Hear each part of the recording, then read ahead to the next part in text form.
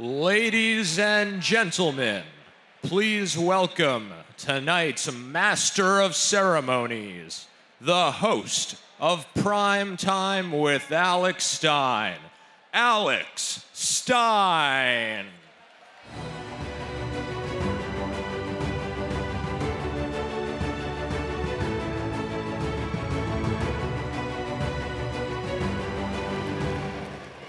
New York City, how we doing tonight?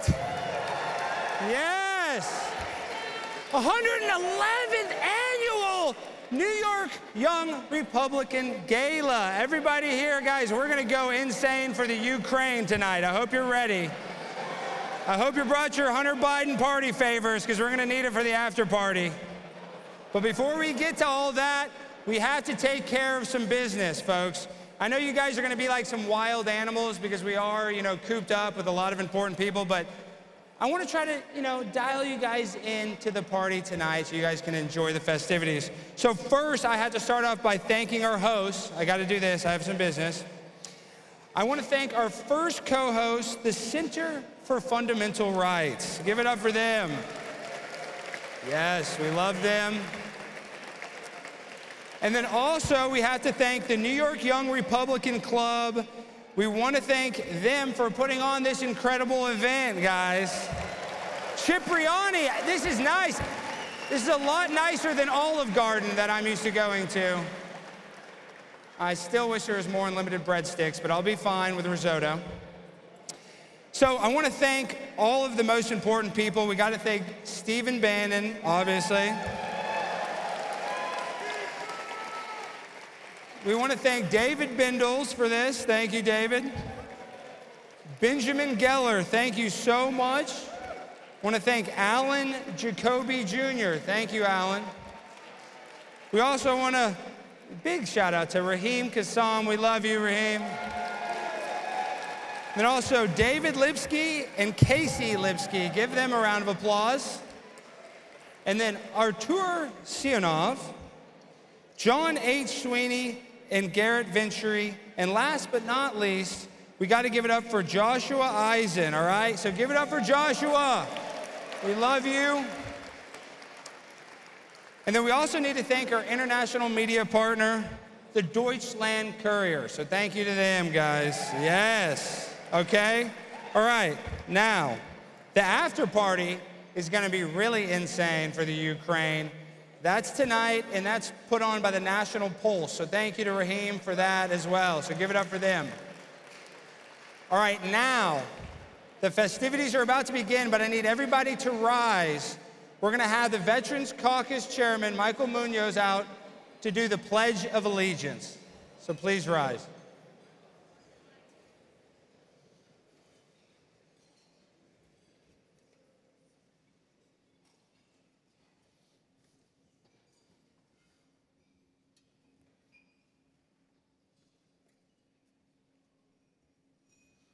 Pledge allegiance to the flag of the United States of America and to the republic for which it stands, one nation, under God, indivisible, with liberty and justice for all.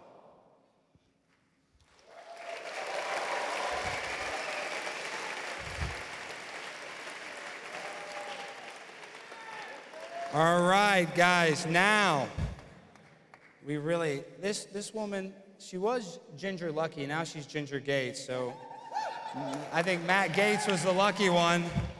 And then also, Nisi Vasa to come out here and perform the national anthem. Give him a round of applause, folks.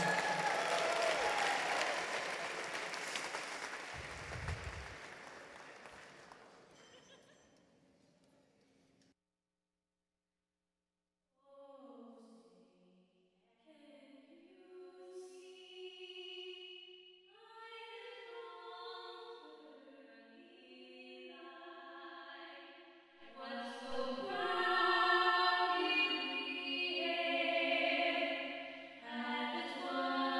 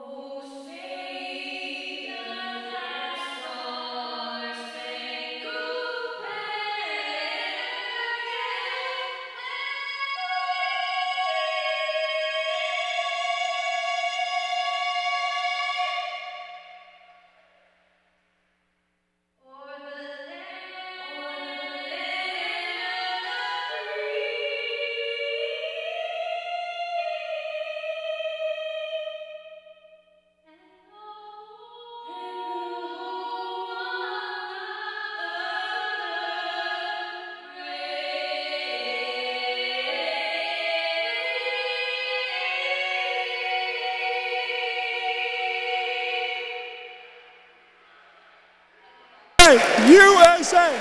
USA!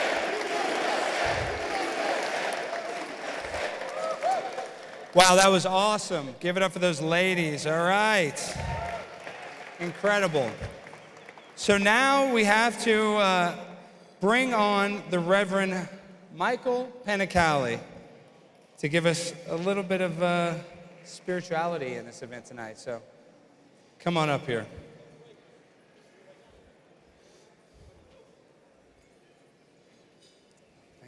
Thank you, Rev. Hello, everyone.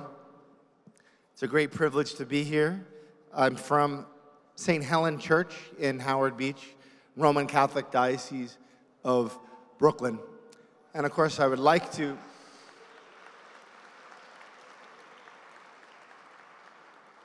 I know no one has touched a single morsel of food before we prayed. I know that. So I just ask everyone to please stand. As we invoke the blessing of Almighty God. In the name of the Father, and of the Son, and of the Holy Spirit. Lord Jesus Christ, thank you for this evening. Thank you for your generosity. Thank you for your goodness. We ask you to bless this food, to bless our conversation, and to bless our great country. Help us to continue to promote freedom, faith, and liberty, and goodness. Help us to be a beacon of those values in our country and throughout the world. Lord Jesus, we ask you to forgive us of our sins that we may have committed, especially those that violate human life. And we just ask you, Lord, to continue to guide us in your goodness and to bless us always. And we ask this in the name above all names, the name of Jesus Christ, our Lord. Amen.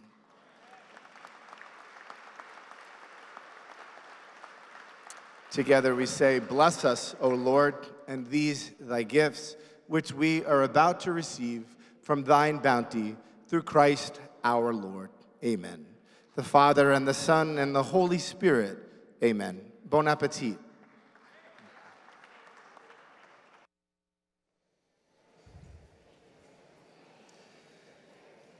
All right, now, of course, we have to bring on our buddy, my buddy, Alexander Zeke, to come here and light the menorah.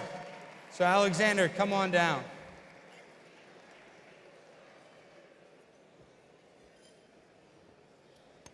Thank you, brother. Thank you, Primetime Alex Stein, for that heartfelt introduction. Ladies and gentlemen, esteemed guests, as we gather here today, I'm honored to share with you the joyous celebration of Hanukkah, a festival that holds profound significance for the Jewish community around the world. Hanukkah, also known as the Festival of Lights, is a time-honored tradition that carries a message of hope, resilience, and the triumph of light over darkness. At the heart of Hanukkah is a story of perseverance that dates back over 2 millennia. The tale recounts the rededication of the Holy Temple in Jerusalem after a group of Jewish rebels known as the Maccabees reclaimed it from oppressive forces. Now, those oppressive forces being the Greeks, who are all seated at Stefano Forte's table here tonight. Miraculously, when they sought to light the menorah's temple, there was only enough sacred oil for 1 night, and it burned for 8 nights. A divine sign of resilience and hope. The lighting of the Hanukkah menorah symbolizes this miraculous event. Each night, a new candle is lit until all 8 candles, representing the 8 days of the miracle, illuminate the darkness. As we witness the gradual brightness of the menorah, we are reminded of the power of faith, unity, and the enduring flame of hope that can overcome even the darkest of times. Beyond the luminous glow of the menorah, Hanukkah is a time of gathering. It's a time for gratitude and reflection and the importance of religious freedom and the strength that comes from preserving one's cultural heritage.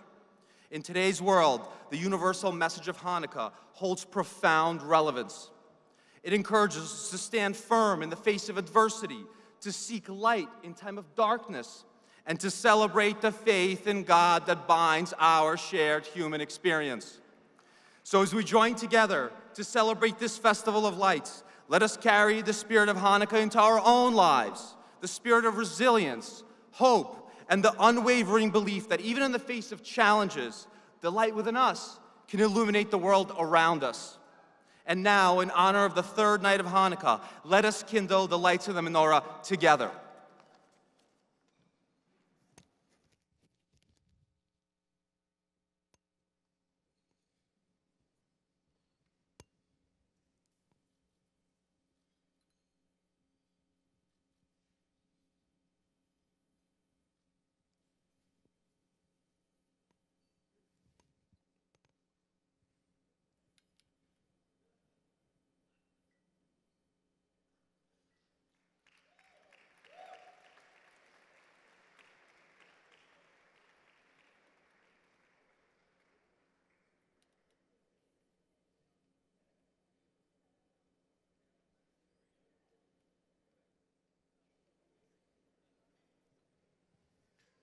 Baruch atah Adonai, Elokei Eloheinu melech haolam, asher kiddushanu b'mitzvotav v'tzivanu le'adlik ner Chanukah. Baruch atah Adonai, Eloheinu melech haolam, she'asa nisim la'avoteinu beyamim hayem bezman hazeh.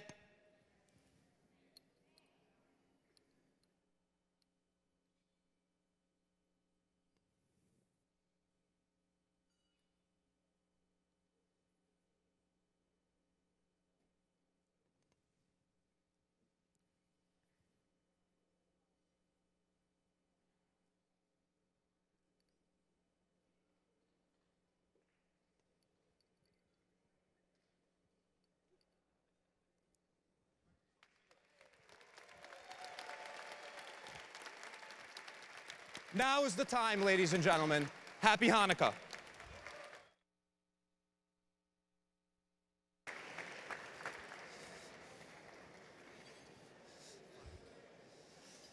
I don't think the Queers for Palestine protesters are going to like that too much. Yeah. All right, folks. Now, this event is incredible. Let's give it up, really, guys, for the people that put this event together, the New York Young Republican Club. This is first class all the way. So I'm going to start off by bringing up the Vice President, Nathan Berger. Give it up for Nathan, guys.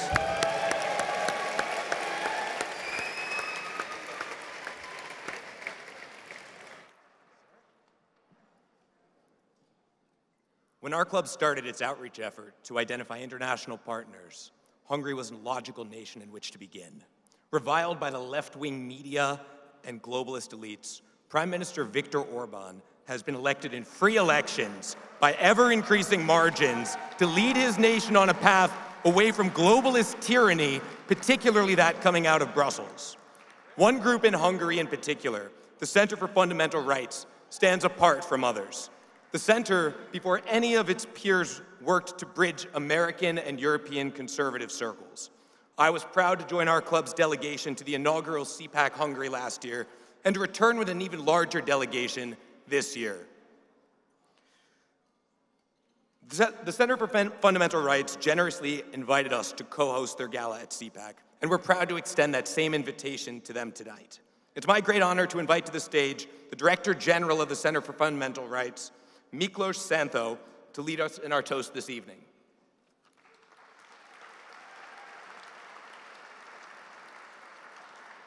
Not toasting with champagne? Thank you. Thank you. Thank you. Thank you very much, Nathan.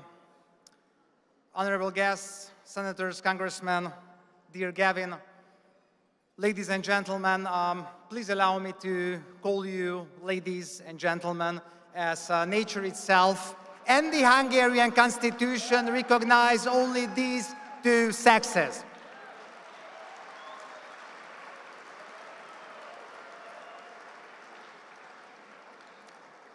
So Hungary is no country for, and this event is no gala for woke men. And Gavin, of course, and the whole New York Young Republicans team, thank you very much for the invitation, and I'm really happy and honored about our beautiful cooperation.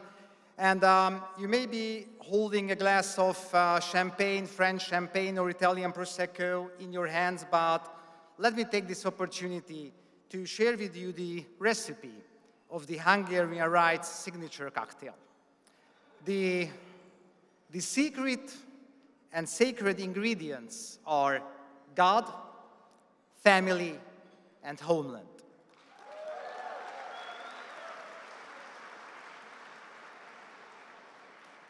Our commitment to the traditional Judeo-Christian community is the basis of the entire blend.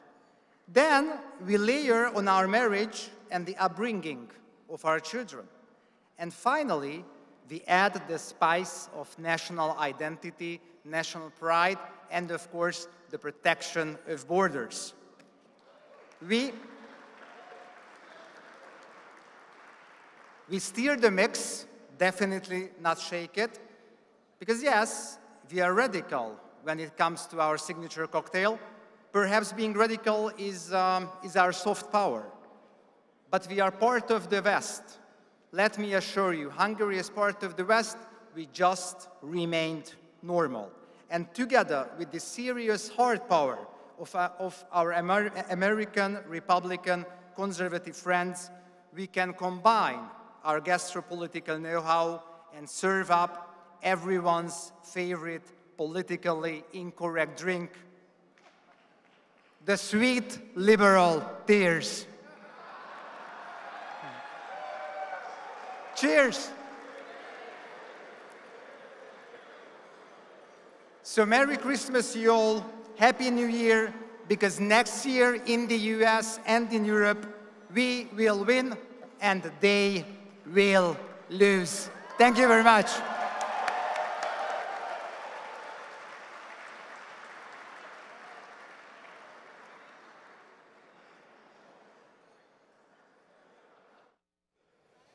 Let's go.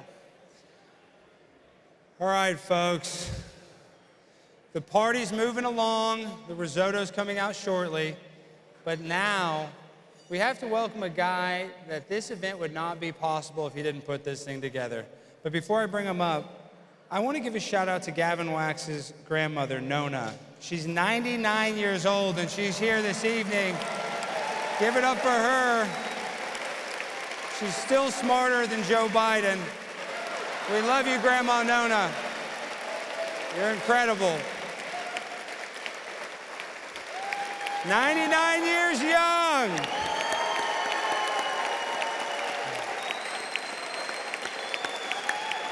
All right, folks, now, the man of the hour. This guy's been stressed. I mean, all night he's been yelling and screaming, but he's kept this ship floating along.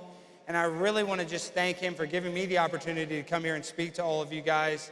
And like I said, this place is insanely nice, and it wouldn't be possible without the one, the only, the president of the New York Young Republican Club, Gavin Wax. Come on.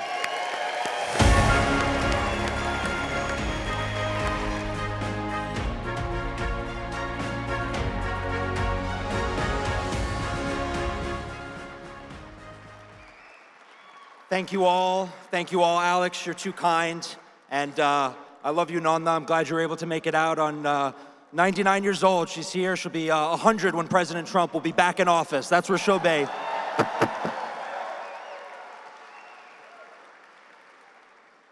I'll be honest with you tonight. I did not prepare a speech for this section. I'm going off the cuff here. I had a much more important speech I had to prepare for later when our special guest arrives. More on that to come. But every year, and I've been doing this now, this is my 5th year running this organization, a storied club. You've heard it all before. 111 years ago, we had our first gala with President Taft, and ever since then, this has been an institution that defined the American body politic, that has charted a new course, and I'm glad to be continuing that legacy with all of you tonight. When I took over this club 5 years ago, I never would have imagined standing here before you in this beautiful ballroom, the largest freestanding ballroom in the city of New York, built in the 1850s, all these ornate columns, and this beautiful crowd in front of me. Close to, I don't know, we're pushing 1,000 people here tonight. Unbelievable, absolutely unbelievable. I want to stress a few things because maybe you have some questions. This organization is entirely volunteer run.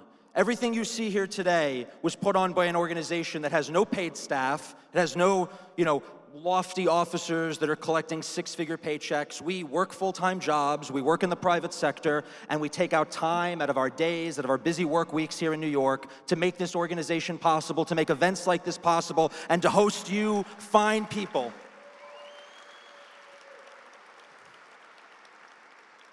We've come a very long way, and when we first took over this club in April of 2019 with my consiglieres, Nathan Berger and Vish Burra. Stand up, guys, stand up.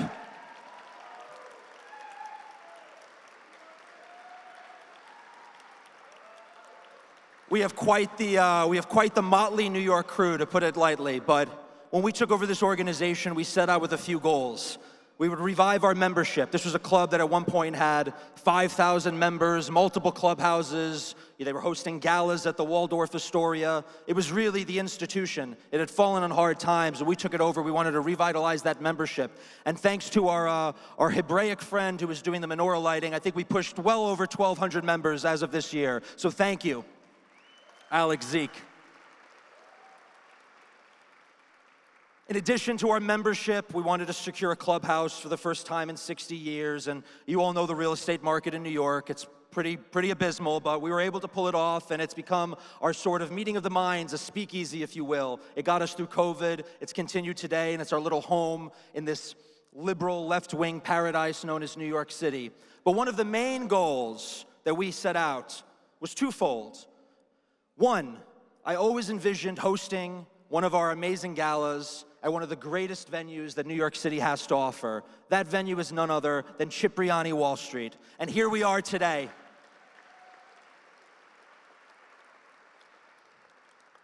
A massive affair, a beautiful crowd, and it wouldn't be possible without my team. But in addition to that, we could never have imagined in a million years that tonight, of all nights, we would be graced by the presence of the greatest president of the United States of America, President Donald John Trump.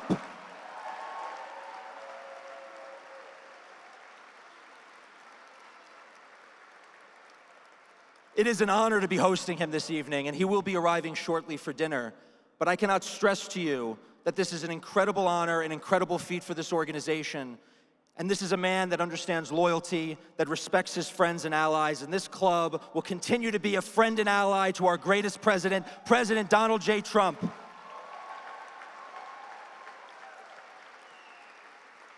So tonight we got our two goals. We have a gala at Cipriani Wall Street, and we have President Trump. I can't imagine a better night. I can't wait for it all to be over. It has been stressful, but I need to thank my entire team one by one, because that's what we do, because we're a club that honors each other, that works together, and we're going to continue to work together to continue to grow this organization, to reach new heights, to reach new membership goals, to continue to grow, bring more dignitaries, build more international partnerships, bring in more great minds of this conservative populist movement, continue to make headlines, and continue to make waves. We are not going to stop. I hope you don't stop, and I hope you're with us all along the way.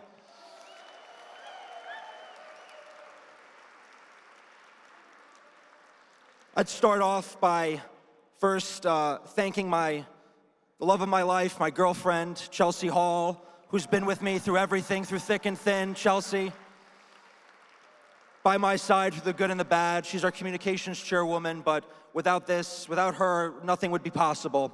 I want to thank my entire executive committee, my vice president, Mr. Mensa. This man is a genius. He's super IQ. Nathan Berger, I think he's moving somewhere to deal with a problem.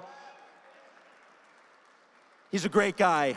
Our treasurer, Claire Walsh, who's keeping the books balanced. We are totally above board financially. My corresponding secretary, Alana Marcus. Alana, thank you for all you do. My recording secretary, Nick Tan. Everyone stand up as I call you. Nick Tan, thank you for all you do. My executive secretary, Viswanag Burra from the great borough of Staten Island. my sergeant at arms and my co-author in my upcoming book, The Emerging Populist Majority, Iraq War veteran Troy Olson. Troy, thank you for your service, sir. Advisory Committee Chairman Mike Bartels. Mike, you did a good job on check-in. You didn't mess up. I would like to thank my advisory co-chairman, James Lolino. James, handsome devil. I would like to thank my finance chairman, Matt Antar, my rules chairman, Phil Leggio, my law chairman, Alexander Ben Shmuel Zeke. I think he sold half the tickets to the Russian Jewish community in Brooklyn. It's like half the crowd. It's great. I would like to thank our speakers chairwoman, Haley Prudenti, and co-speakers chairwoman, Michaela Carey, our socials chairwoman, Juliana Lombard, our membership chairwoman, Asha Etherton. She just got married in Mar-a-Lago. Beautiful ceremony. Mazel tov to her. The chairman of our Black Caucus and our philanthropy committee, none other than Jude Sumfun. Jude, stand up. Oh man, I'm going off ad lib. I'm trying to remember all the names. Ben Geller, our chair of the board of advisors. Ben, thank you for your help.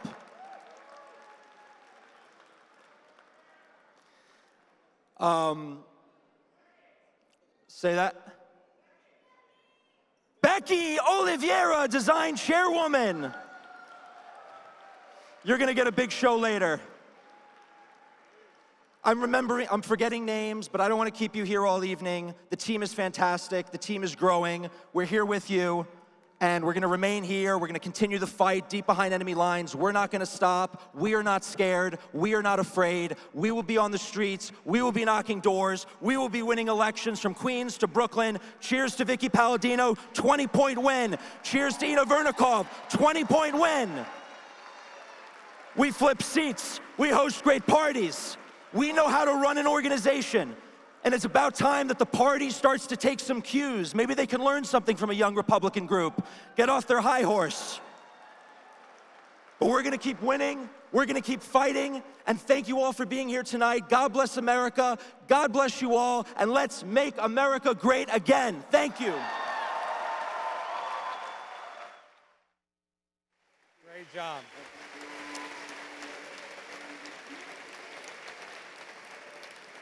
Wow, give it up for Gavin. He really crushed that. He's very passionate about this event, you can tell. So once again, Nona, you had a great grandson, all right, Nona? Great job.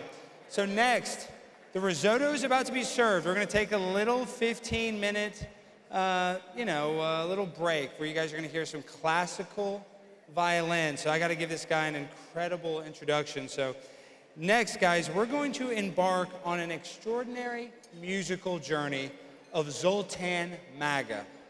He's a world-renowned violinist honored with the Frank Liszt Prize. With his violin as his compass, he's captivated audiences worldwide in nearly 100 countries across 5 different continents. From performing for royalty, the Pope, heads of state, and dignitaries, to gracing prestigious venues like Carnegie Hall, Lincoln Center, the Disney Concert Hall, the Dolby Theater, and the Seoul Opera House, the Vatican, and now Cipriani's. So Zoltan Maga's music resonates far and wide, transcending borders and cultures. And beyond the stages, Zoltan's true artistry lies in crafting connections through the universal language of music, bridging gaps between people and nations, leaving an indelible mark on the world. And yes, that is true. His last name actually is Maga, and he's also one of the greatest violinists in the entire world. Only the best for you, President Trump. So bring it on, the best and greatest, Zoltan Maga, accompanied by Artur Berkey, all the way from Budapest, Hungary. Give it up for these guys.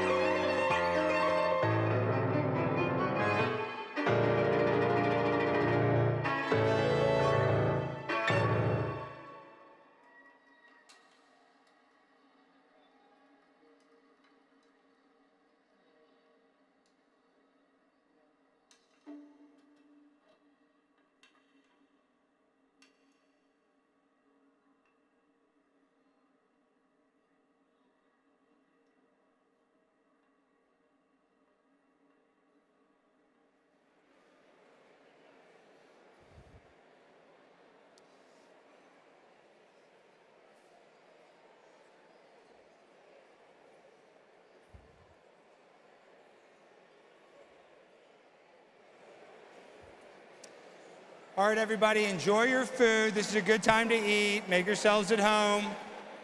Mix and mingle.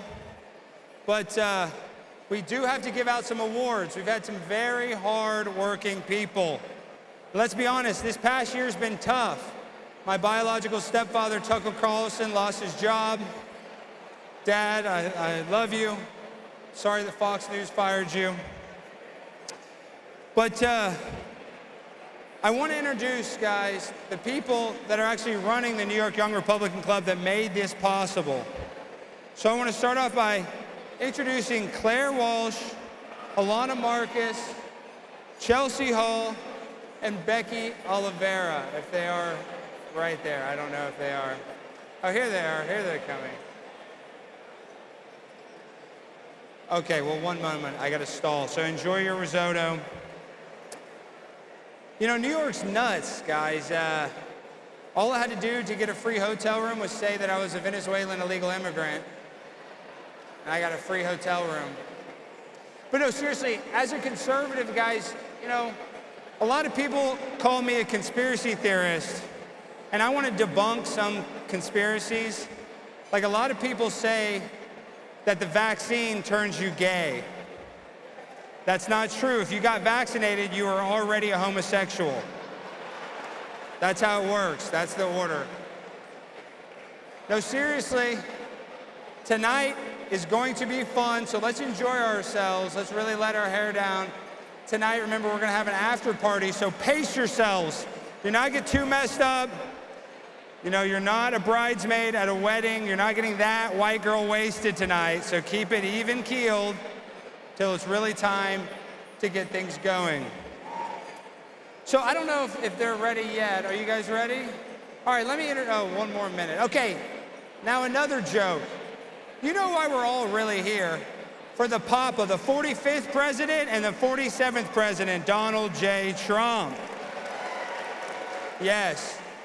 And Donald Trump is being unfairly prosecuted by a bunch of rogue district attorneys. But to be honest, even though I don't think it'll happen, I think it might be good if Donald Trump went to jail because it would help him with the black vote a little. And then he could join the MS-13 prison gang, and that would help him with the Latino vote. And everybody knows what happens in prison, so he'd definitely get the gay vote too. So it's a 3-for-3 proposition if he goes to the clink. Free my boy Trump. But before we bring on the guy you all want to see, we have to give out some awards. So I really want to try to get Claire Walsh up here, Alana Marcus, Chelsea Hall, and Becky Oliveira. Give it up for these ladies. All right?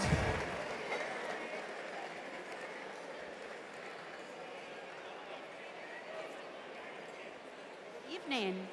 Tonight, as is tradition, we honor members of our club and community for their outstanding contributions to the conservative movement.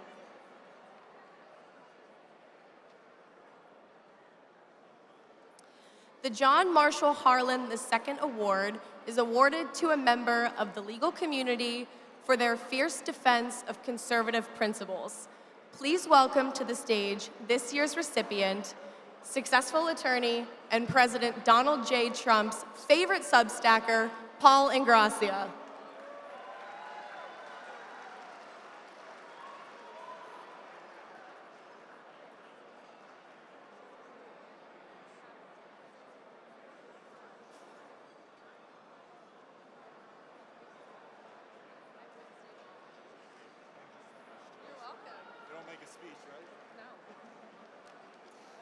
Now, the Herbert Brunel Jr. Award, our second award of the evening, is given to a club alumnus or associate member who demonstrates the highest standard of service to party and country. Our esteemed recipient tonight is Press Secretary for the Washington, D.C. Young Republican Club and Representative Matt Gaetz' Communication Director. Please give a warm round of applause for Mr. Joel M. Valdez.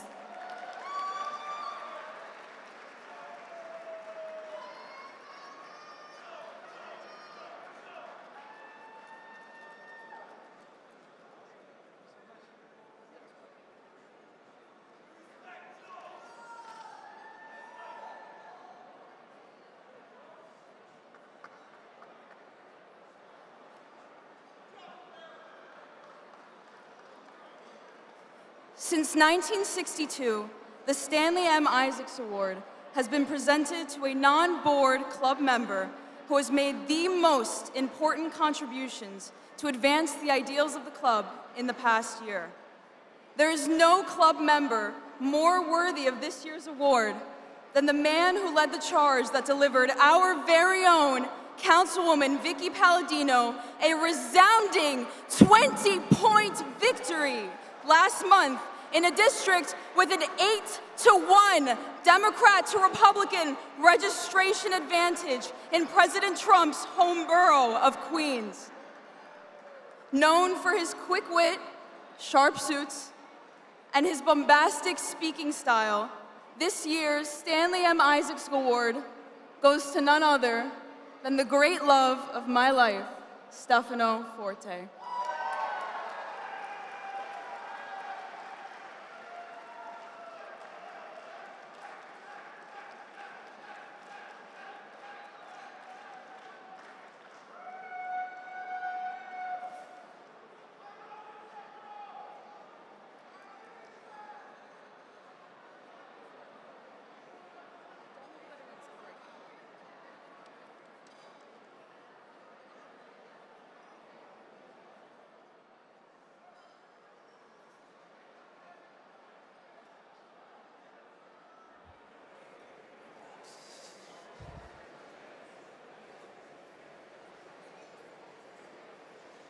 The night is moving along smoothly so far. No big hiccups, all right? So I haven't crashed the plane yet. We're just gonna try to have a smooth landing here in a second. And I know you guys are all waiting for the big Daddy Trump, but he is gonna be here shortly. Daddy Trump will be here shortly. But before we bring on Trump, I wanna reintroduce the New York Young Republican Club's Vice President, Nathan Berger. Give it up for Nathan Berger, guys.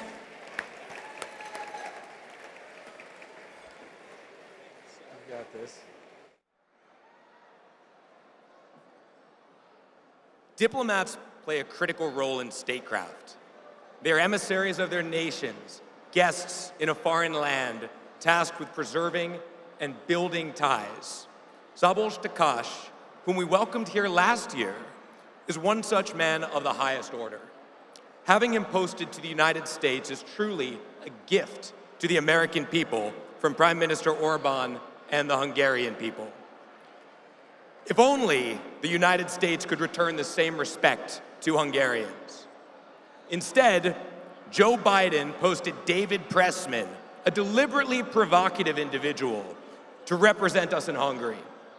Pressman is a craven, sick man who despises Hungary, its traditions, and its people. Pressman sees his diplomatic career as only a stepping stone to being the next Mayor Pete, and he does that on the back of Hungarians and on the back of our ties and friendship with them. Be it issuing ridiculous statements attacking his host nation, gathering sordid internationalists with track records of fomenting color revolutions in Budapest, or making baseless attacks against the freest and fairest press in Europe, Pressman has done it all. But through it, the Hungarian people continue to show their hospitality, and it is our privilege to extend the same to them here tonight. To that end, I would like to welcome back Ambassador Szabolcs Takács to address us tonight.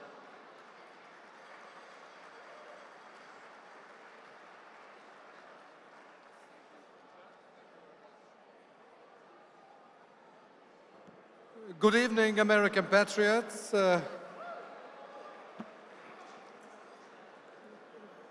Dear Nathan, President Gavin Wax, Senator Roger Marshall, Congressman Corey Mills, Matt Gaetz, Paul Gosar, Mr. Steve Bannon,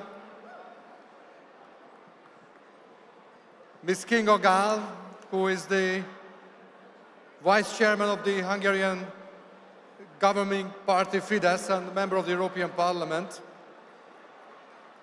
Mr. Ernő Soller-Baros, who is the Hungarian member of the European Parliament, Mr. Miklós Szántó, you heard him, he is the Director General of the Center for Fundamental Rights in Budapest, Hungary, and the organizer of the first ever CPAC in Europe in Budapest.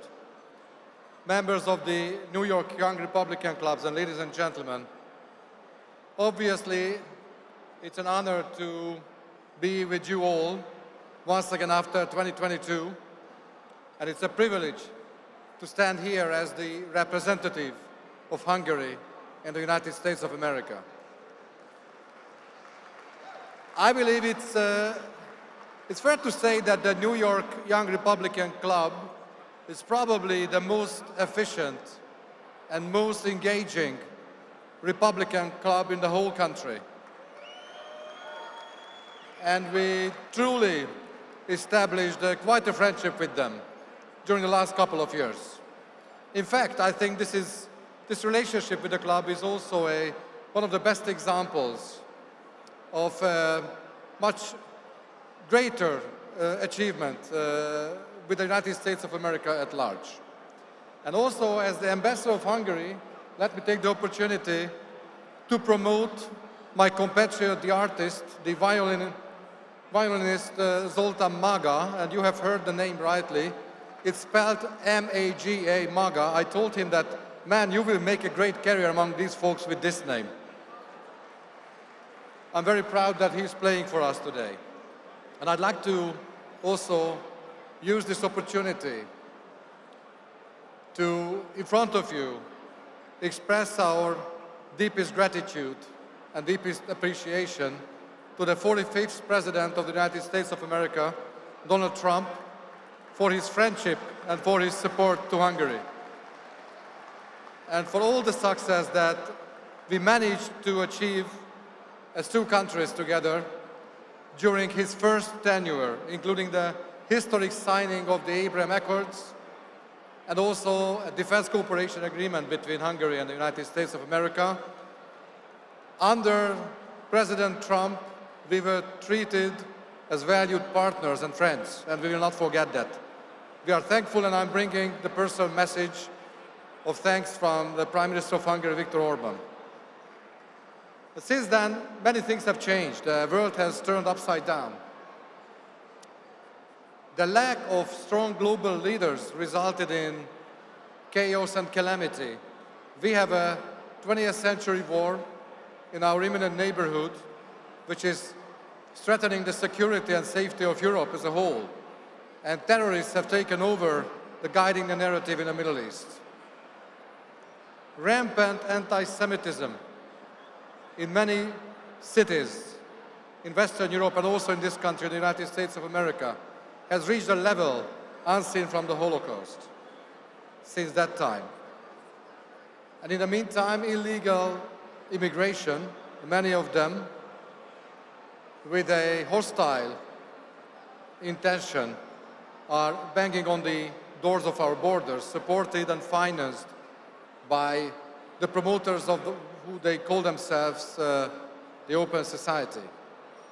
But the Hungarian leadership has not given in, and we will certainly not give it up. The globalists sometimes call us the black sheep, but in fact, we are not the black sheep, but we are an early bird. And we are, I think, an early bird of a new dawn, hopefully both in Europe and in the United States of America. In these challenging times, we need friends like the New York Young Republicans.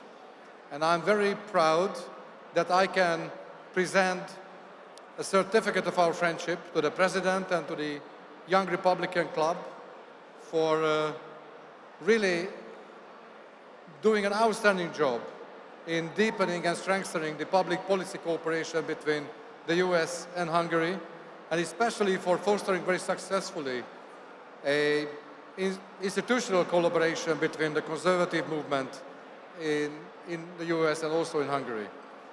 Sometimes our political adversaries also call us odd. We might be odd in their eyes, but we like odd numbers. We like the number 45. We like the number 47. And we like leaders who respect their own country. We like leaders who respect their own identity, their own past, their own history, who respect their families, and who respect the genuine freedom of national sovereignty. We like leaders who are fighting for the future of their ideals and who are fighting for the future of their community. Just 2 days ago, the first lights of Hanukkah was lit, and tomorrow is the second Sunday of Advent. Let me conclude my speech with what the Hungarian Prime Minister Viktor Orbán always reminds us. We should always remember that God is above all of us, and for us, Hungary is in front of all. Hungary first, America first. Long live the past and the future cooperation between the great nation of the United States of America and the great nation of Hungary. I wish you a very blessed, Merry Christmas and a joyful, successful and jubilant 2024. Thank you very much.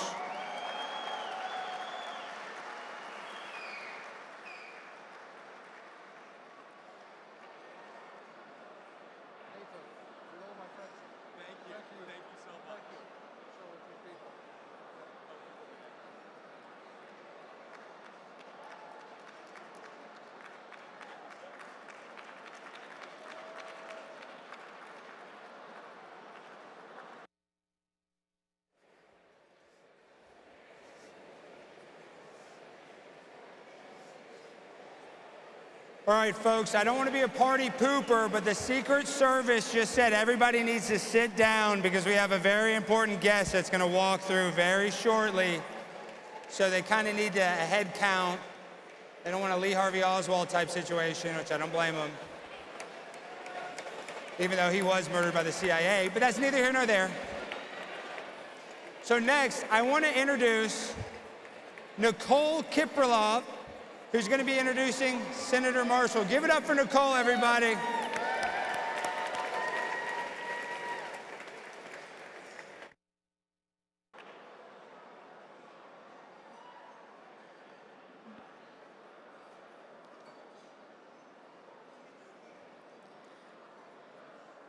Being a true fighter for conservatism requires willingness to sacrifice personal comfort, ambition to stretch beyond perceived limitations, and strength to withstand unimaginable opposition. Senator Roger Marshall, MD, from the great state of Kansas, has dedicated his life to fighting for the American people as one of the most conservative Republicans in Congress, as a physician for over 2 decades, and as a military officer, putting his life on the line in the name of our freedom. Tonight, it is my honor and privilege to present the Philip J. McCook Award to Senator Roger Marshall.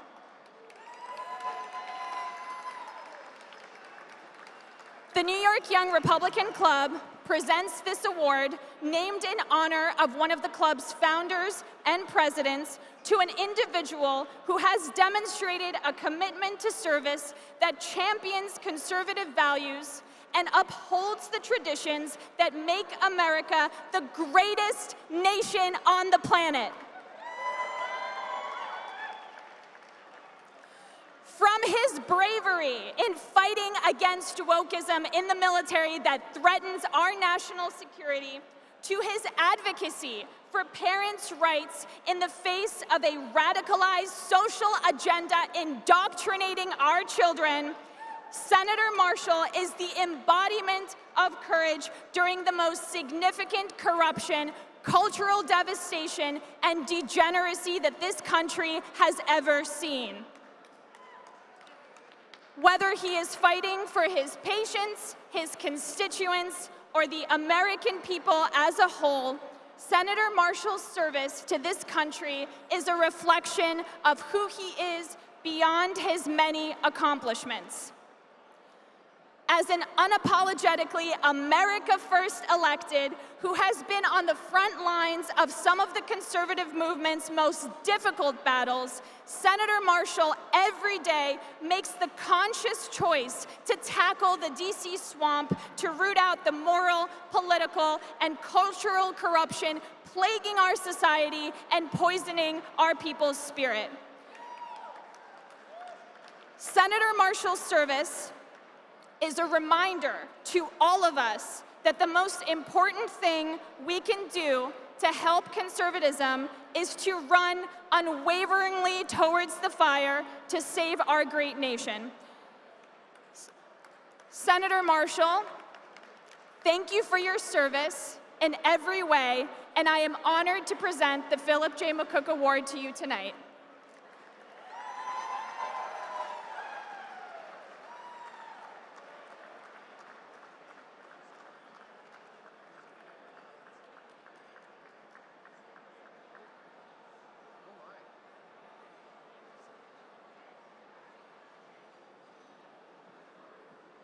All right, Nicole, thank you so much. Hello, New York.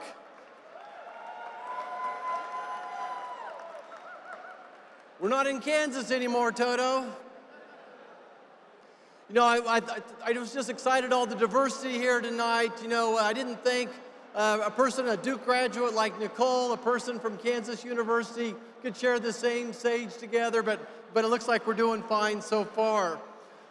Gavin, congratulations. Where's Gavin? What an incredible gala tonight. And is this Chelsea? Gavin, you need to put a ring on this. Did he say girlfriend? Yeah, ring, you need to, that's what's next. Good luck. She looks like a beautiful lady. All right. You know, it is truly great for me to be here with the young Republicans of New York. And I just got to tell you that to be in a room full of young conservatives gives me hope that common sense and traditional American values still exist. Ronald Reagan once quipped, folks, this is Ronald Reagan I'm quoting here. Ronald Reagan? Okay. Ronald Reagan once said, the trouble with our liberal friends is not that they're ignorant, it's just that they know so much that isn't so. So let's set the record straight tonight, shall we? You know, I'm joined by my wife, Lena, tonight, and we celebrated our 40th anniversary this year.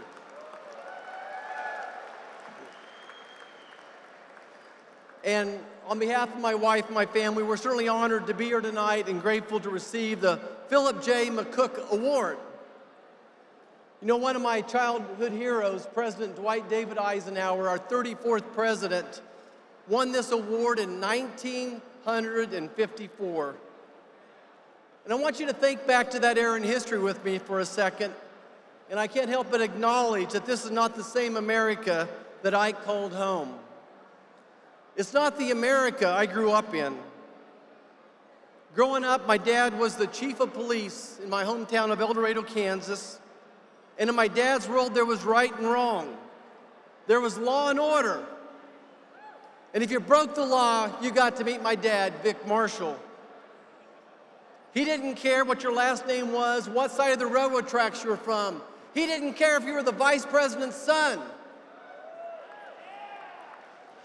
He didn't care if you were the president's son. He was going to apply the law equally to every person.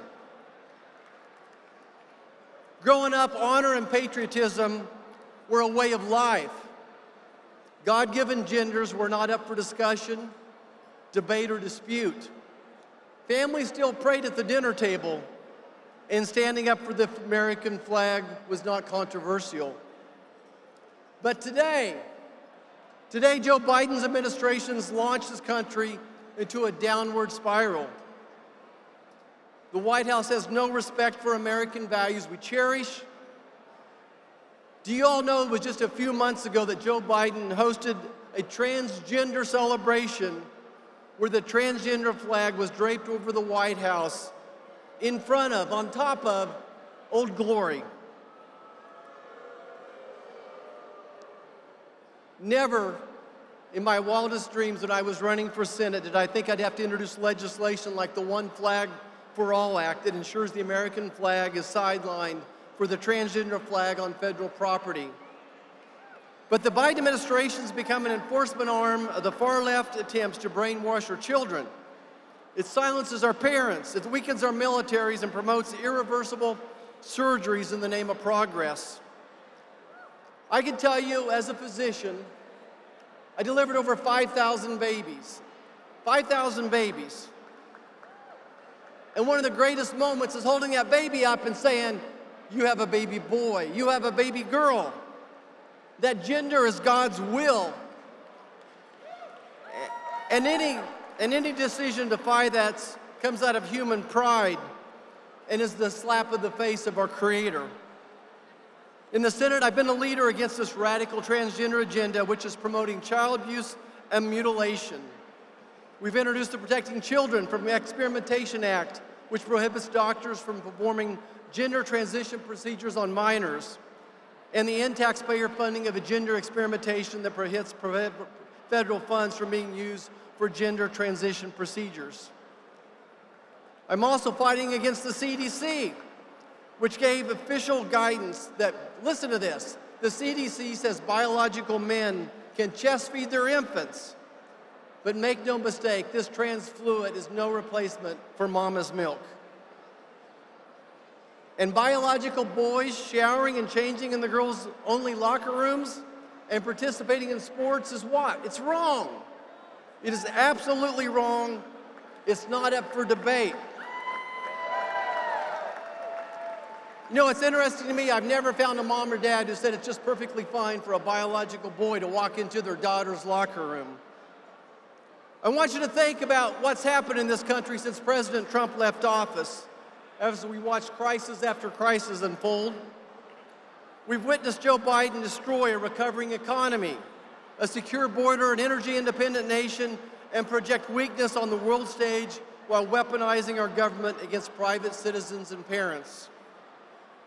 Joe Biden's created an unprecedented border crisis. Over 10 million illegal immigrants crossing our southern border. 10 million! That ought to get you all fired up. That includes 1.7 million gotaways, 70,000 special interest aliens, hundreds of known terrorists, and 24,000 Chinese nationalists. You know, it's a sad day for America when the CCP pays more attention to our borders than our own White House does. But standing here tonight, the tide's turning. The tide is turning. The American people understand what's going on. They're much smarter than the liberal left give us credit for. They see what's happened to our country in 3 short years and know we cannot afford another 4 years of Joe Biden's absent-minded leadership. Today, nearly every American is making less while paying more for just about everything. To the tune of $1,000 a month, American families are spending more on inflation. In Joe's little socialist world, everything comes second to diversity and inclusion, promoting abortions, drag shows, and pushing critical race theory. The drug cartels control our border. The drug cartels are now in every state across the union. Criminals run free while parents are deemed domestic terrorists. Police officers' budgets are slashed and law enforcement is undermined. Criminals caught, released, and released again. I don't have to tell you all that Joe Biden is the president of open borders, lawlessness, and social globalism. We need a leader in the White House who puts our security above everything else. We need someone who isn't afraid to stand up to adversarial nations like China, the country that unleashed the China virus that killed over 1 million Americans, destroyed our economy, and cost our children years in the classroom. And make no mistake about it, China still continues to undermine us, fearing no consequences for Joe Biden. Think about what China's still doing. Listen to this. They're funneling fentanyl into our communities and killing 300 Americans a day. 300 Americans a day. They're stealing our intellectual property. They're setting up the CCP spy station across the country, including right here in New York City. They're infiltrating our public school curriculum with Confucius classrooms. They're buying our farmland around military bases. And who can forget their massive super spy balloon that collected our military data and spied on Americans? That's right. But listen, for such a time as this, we need patriots like you in the room. We need patriots like you in the room to come together and get our nation back on course. I want to ask each and every one of you, when did you become a patriot? When did you become a patriot? I want to share my story when I became a patriot. I was a second-year medical student. My wife and I had been married just about a year and a half, and we had our first baby, a little girl. We brought her home to a little studio apartment. We couldn't afford a crib, so we made our desk, my study desk, into her crib. And I thought to myself, this is no way for an American man to take care of his wife and child. It was at this time of uncertainty that I started thinking about joining the military. We got any veterans in the room? Got any other veterans in the room? You know, going back to the Civil War, someone from every generation of my family has served this nation. 3 of my grandparents' grandfathers died serving the Union in the Civil War. My mom's uncle was attacked with nerve gas in World War I at the Battle of Argonne Forest, and 2 of my dad's uncles charged Normandy on D-Day. My dad served, my brother served, and then I knew it was my turn to serve at that time as well. I could have borrowed money, but I said, you know, I could become a patriot and join the military.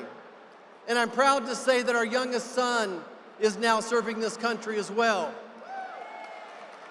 You know, I think I'm the only member in the Senate that has an active duty son or daughter serving right now.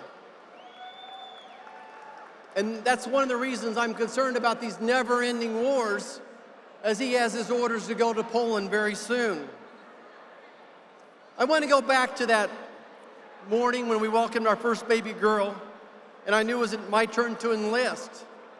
It was just a few months later, we were on our way to Fort Belvoir, Virginia for officers' basics. And after a month of intense training, we found ourselves with some free times, so we got to spend a day at Monticello, a day at Mount Vernon, a day at all the different Smithsonians, learning about the history of this great nation. We learned about the sacrifice of all our founding fathers. Somewhere in that summer, taking the oath to be an officer, seeing what our forefathers are done for us, I became a patriot. So I go back and ask you, when did you become a patriot? You know, the story the mainstream media fails to tell is that being a Joe Biden globalist in many ways is the opposite of being a patriot. I want to say that again. Being a Joe Biden globalist is the opposite of being a patriot. Globalism is a disease that deprives life of meaning. Globalism is a philosophy where small elite groups governs the lives of people worldwide, undermining democratic national governments, cultural practices, historic customs, and religious beliefs for centralized power. They attack our hometown values, the values we were all raised on. These values are being eroded by the influence of global institutions embraced by Joe Biden and his woke Socialist Party. Folks, we have to fight back. We have to be patriots and fight back against this socialist globalism. Now more than ever, we need a warrior in the White House. We need a warrior in the White House who's going to restore law and order, who's going to secure our border and drive down inflation. We need a warrior who's going to end the immoral woke culture crisis that's plaguing our country and undermining our constitutional rights. We need a warrior who's going to demand respect on the world stage and hold our adversaries accountable. We need a person who ends Biden's war on agriculture and instead respects our farmers who feed the world. And Mr. President, if you're listening, thank you for getting $28 billion from China to help our farmers through some tough crisis at the start of COVID. You know, the first time I met President Trump, he asked me, how are your farmers doing? And I appreciate his affection for the farmers, Joe Biden declared war on American agriculture and American energy the day he took office. We need a warrior who's going to fight for American energy independence, and we need a fighter who advocates for parents and not against them. Let me tell you who that warrior is. Donald John Trump is that warrior. How do we know it? We know it because we've seen him do it. Too much is at stake in this election. When I think about the future, I think of my own 4 grandchildren. I just want to make sure they have the hope in the American dream that I grew up with, that they feel safe in their communities, that you feel safe in your communities, that you can raise your children to have the same American dream that I have. I want them to enjoy their constitutional freedoms as our founding fathers intended. Together, we got a job to do. We got to fire Joe Biden once and for all and make America great again. Thank you so much. God bless you all.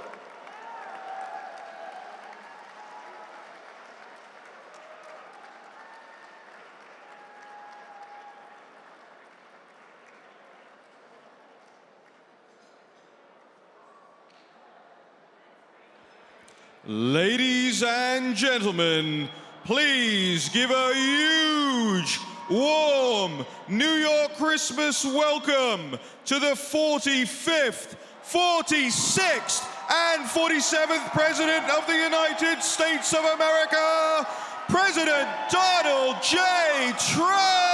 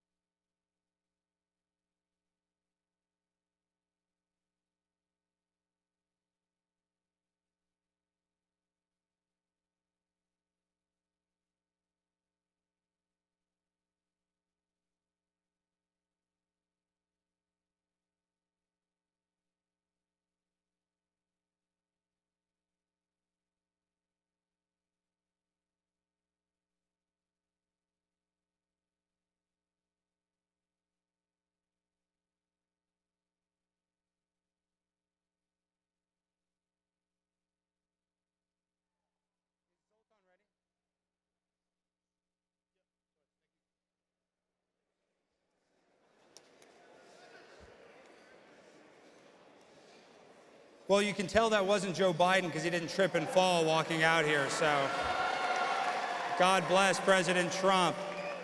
All right, now, everybody, the entrees are going to be served. We're going to take about a 10-minute intermission so you guys can see the most world-renowned violinist. He's played all over the world. He's straight from Budapest, Hungary. Only the best for the best president in the world, President Donald J. Trump. Give it up for the violinist, Zoltan Maga! Zoltan! Is he here? Zoltan. You know, Zoltan, he doesn't like to be on time, I don't think, guys. Somewhere. But now's a good time to enjoy your food because the festivities are just now getting started. And I didn't get to tell this joke why President Trump is here, so I might as well say it now. President Trump, we know that they are illegally prosecuting you, but I want to say that I think it would be very good for you to go to jail for a little bit because it might help you with a black vote in 2024. And if you join MS-13, that's really going to give you a boost with the Latino voters as well. So, you know, we can turn crap into candy. All right, guys, now, is the world-renowned violinist ready, Brent? No, I don't think so. So we have to still stall for a minute. Everybody get your selfie. I know this is an iconic moment. It's such an honor and privilege to have the president here. And President Trump, you got robbed worse than a CVS in San Francisco. It's absolutely ridiculous. And they have these guys like Gavin Newsom, Kamala Harris. They don't have anybody that can beat President Trump unless they rob, lie, cheat, and steal, which we know that they've done that before. So in 2024, we're gonna come back and we're gonna kick the establishment's ass, excuse my French.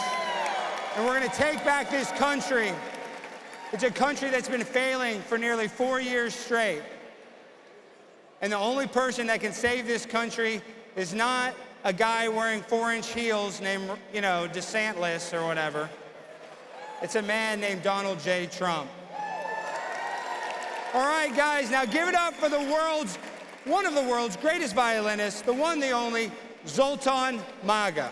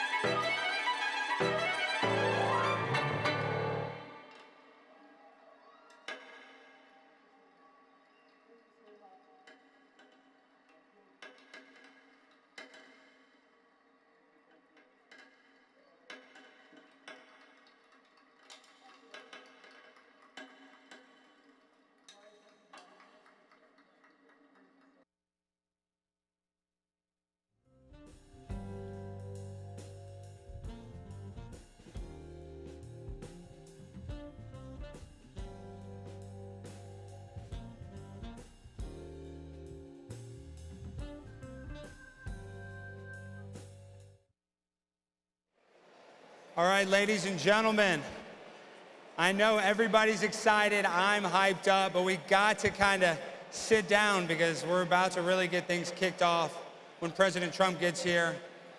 But these next speakers, they deserve a little respect and attention, especially Congressman Gaetz. But before they come out, I just want to introduce one of the baddest ass dudes in all of politics. He's fearless, he's awesome, and he's Jimmy Kimmel's arch nemesis. Please give it up for Vish Burra, guys.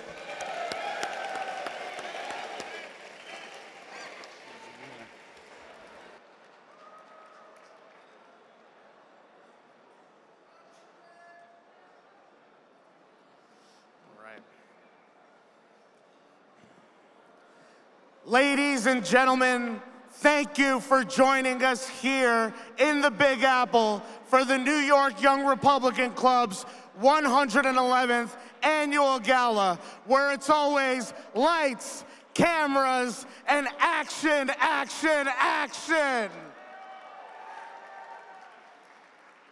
And without further ado, it is my honor and privilege to introduce the winner of the Frederick Rene Couder Award by thanking him for all of his contributions to our great nation.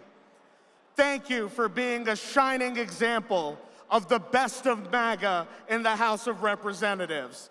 Thank you for being unwavering and decisive in your actions in service of our homeland. Thank you for doing what needs to be done, no matter the scope of the resistance, no matter who it is that stands in your way, what it is that you're facing off against, or where it is that you're placed to fight. And thank you for showing us that when there's a will to fight, there's a way to win. And with that, ladies and gentlemen, help me give a loud New York welcome to my dear friend, the firebrand from Florida, the prize fighter of the Panhandle, Congressman Matt Gaetz.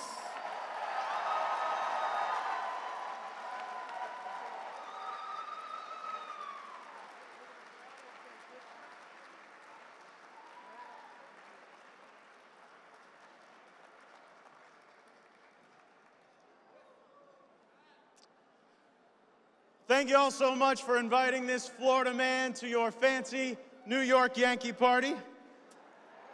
I spoke to this gala 2 years ago, but that was in New Jersey, which is different.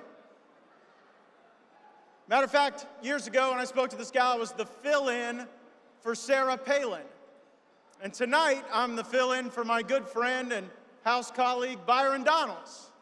So I guess you could say I'm kind of like the Denny's of gala speakers. You never really meant to show up here, but we're gonna make it a positive experience nonetheless. But I don't know if I love the trajectory. Sarah Palin was a governor, Byron Donalds, my fellow House member. At this rate, 2 years from now, I'm gonna be filling in for Mike Lindell as he's interrupting one of his own commercials.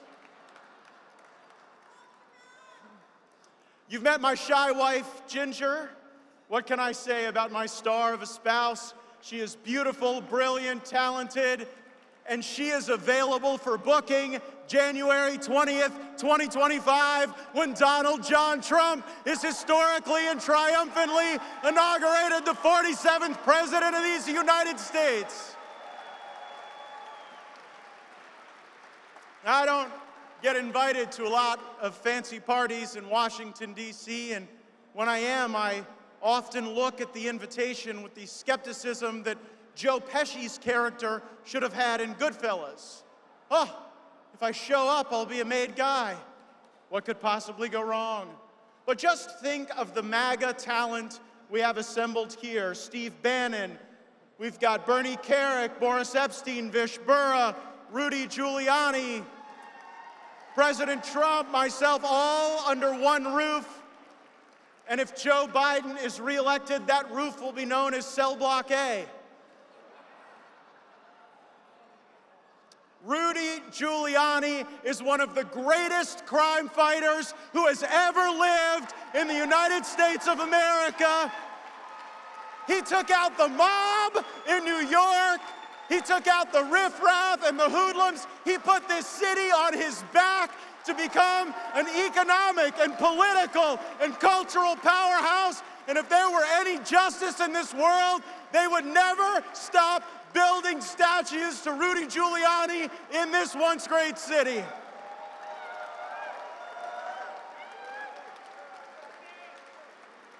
And Steve Bannon, what can I say about my friend and mentor?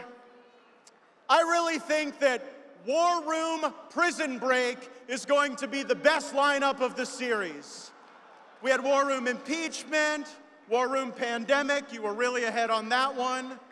But with War Room Prison Break, you're going to be able to enter code Bannon at Birch Cold to directly contribute to Steve's release. I miss simpler days when our political conflict was about who had the most novel take on quantitative easing, or perhaps some nip or tuck we could make to tax or regulatory policy. But Republicans and Democrats, they used to work together and be celebrated as master legislators if they renamed post offices. Everybody loves a good blue ribbon commission. They had perfect families, perfect lives, even perfect hair. Not that there's anything wrong with that. It should be a requirement in American politics today. But authenticity, the sincere willingness to take risk to improve people's lives, is harder to find in Washington, D.C. today than Jamal Bowman during a fire drill. For decades, the waters in Congress were calm, but the American people were drowning in floods of debt, devaluation, offshoring of our jobs, amid endless war and despair. These are not simple days. We are at war, our movement is under siege, and we need the toughest, baddest fighters we can find. As New York Republicans, you live behind enemy lines, and you know what awaits our country if we fail. They're just raising taxes. They are destroying the dollar as an economic institution in the world. They aren't just creating new wasteful programs. They are terminating parental rights if you don't call your kids Zer. They aren't just growing government. They are trying to defeat President Trump in the witness box and the jury box because they know they will never be able to legitimately defeat him at the ballot box. There is a reason we love it when President Trump says, "Drain the swamp." It's because we know instinctively that the entire ecosystem needs disruption for something better to arise of the muck. Now, I'm a lifelong Florida man, and I know swamps well. To build golf courses and subdivisions and outlet malls for all you New Yorkers, I've seen many swamps drained. And here's something I can share.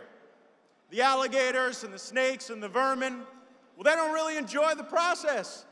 As the water level drops, they thrash and hiss and rattle around like crazy. Now, I know I have taken a little bit of criticism recently. Even the Wall Street Journal led with this editorial headline, "The Gates of Republican Hell." It was the first regime change that the Wall Street Journal had ever opposed, a first for them. But my crime wasn't opening the border or weaponizing the administrative state. I had the nerve to demand that Republican lawmakers actually start keeping their promises to Republican voters. That for once, we stop continuing everything in Washington the same way it's always been done. The Republican majority in the House of Representatives is the sole lever of power we have right now, and I don't think it's unreasonable that we start using it. And Speaker Mike Johnson has finally sending a damn subpoena to Hunter and Frank Biden.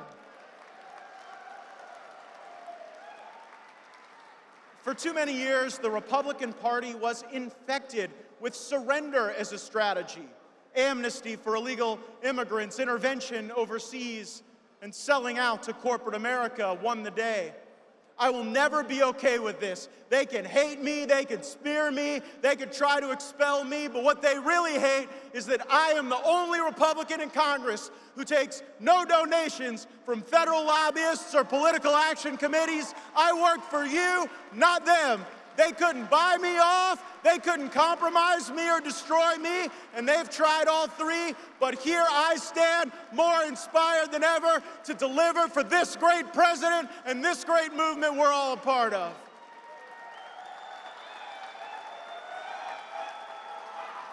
What has emerged in Congress today is a dangerous uniparty fused together by a mutual interest in changing as little as possible. They keep getting rich in a rigged game while seniors see their savings diluted and millennials see diminished lives. The generation that should be undertaking leadership cannot undertake the interest rates in modern mortgages. And interestingly, you haven't felt or seen enough difference between Republican and Democrat control in Congress because both sides are working for the same special interests. Big business, big banks, big tech, big pharma, they fund both parties bigly. They will buy off multiple candidates in a single contest. Ron DeSantis seems angry that establishment donors are flipping to Nikki Haley. They are willing to flip so easily because they never really believed in anything to begin with. And foreign governments have learned to play by these rules too. Hunter Biden's best defense may be that it's a time-honored tradition in Washington to have foreign governments paying bribes to people's family members. I was astonished recently by this phenomenon. It's even more shocking than the phenomenon I've seen in the UFO hearings. But it's the phenomenon of how good spouses of members of Congress are at lobbying. Having a lawmaker's spouse become a paid lobbyist is now so prevalent in Washington, they have to have a special slide presentation on that subject during mandatory ethics training. Think about that. When someone gets elected to Congress, there's suddenly a huge demand to hire their spouse as a lobbyist. Senator Menendez in neighboring New Jersey had wife number 2 shaking down the Egyptians for gold bars. Their biggest crime might have just been not doing the right paperwork.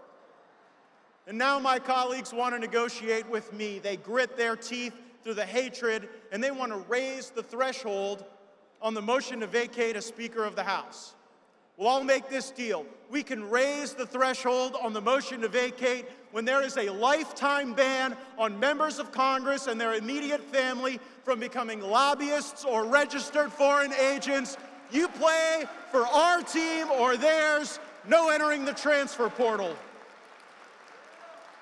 I still remember when leadership had their first intervention with me, they said I lacked patience, I felt they lacked courage, and now one of them lacks keys to the Speaker's office. To my colleagues, these jobs we have, they aren't worth having if you're not willing to say a simple word. No. No authorizing programs which have been corrupted like FISA. No, we aren't going to keep funding Mayorkas if he doesn't secure the border. We're not going to authorize a military that wants to be a drag show performance troupe that loses wars on the side. And we are not going to send money to a dispute over which guy in a sweatsuit runs Crimea. We aren't spending one more taxpayer dollar on CRT or DEI or pronouns or protests. The Republican Party is the only vehicle available for our uses in the mission ahead, and you, as battle-hardened Republicans of New York, know how America's story ends if we fail. Importing the third world's problems to slum it on your streets is rotting the Big Apple to its core. And just look at who the Democrats have given us as their standard bearer. Joe Biden. In the words of America's greatest president, they aren't exactly sending their best. Joe Biden is too old and too corrupt to be president. If you are as old as Joe Biden, you should be grandfatherly. The sweet type, not the scratch and sniff weirdo type. And if you're as corrupt as Joe Biden, you better inspire us and look like a Kennedy. Less than a year from now, America has a choice to make. greatness or decline. I look around this city and I see the fingerprints of President Trump everywhere. The Trump Tower, Trump International Hotel, Central Park Skating Rink, the Plaza Hotel, some of the greatest assets in the world. And how has New York rewarded this great man? By trying to bankrupt and imprison him. And why has this been the left's response? It is because they seethe at the thought of greatness. They are the political party that considers Kamala Harris an intellectual, John Fetterman a senator, and Lizzo a sex symbol. Look at how they treat our great nation. Everything is in downgrade, from the Senate dress code to the freaking dollar. The APR on every major American credit card is skyrocketing as Joe Biden soils his pants on the way to meet the Pope. You get a statue in this country if you die of a fentanyl overdose, but if you lead a revolution, write a constitution, your statue gets torn down and used as scrap metal. They don't want to make America great again because they don't believe America was ever great. That is the difference between the people in this room and the leftists outside who will return home to an air fryer recipe for one lonely soul. Our heroes are Davy Crockett, Theodore Roosevelt, Thomas Jefferson, Donald Trump. Their heroes are George Floyd and Dylan Mulvaney and Anthony Fauci. It is why we have no choice to elect Donald Trump, the next president of the United States. He more than anyone knows that you have to fight. You have to fight like hell to return this nation to our glory. Our nation's decline is because too many Republicans have been derelict in their duty. Politics is choose your fighter time. I know who I want fighting for me and America and all of you. The greatest president we have ever known. I will fight for this man. I will put it all on the line because I see how hard he fights for all of us. God bless you. God bless the great Empire State. God bless the greatest mayor who has ever lived, Rudy Giuliani. Let's go get him.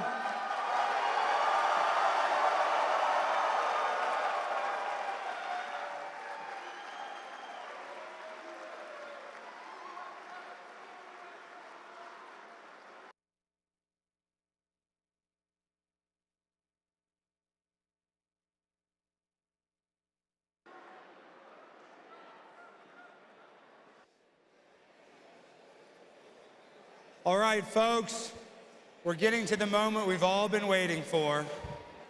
But before we do that, there is something I do want to bring up. When President Trump becomes the 47th president, he's going to have a lot of challenges ahead of himself. Massive inflation, the fentanyl crisis, the border, the war in Ukraine, and peace in the Middle East. But what I hope is the first thing on his agenda is finding out if Michelle Obama is a boy or not. But with all that being said, let's give a warm round of applause for the president of the New York Young Republican Club, the one, the only, Gavin Wax.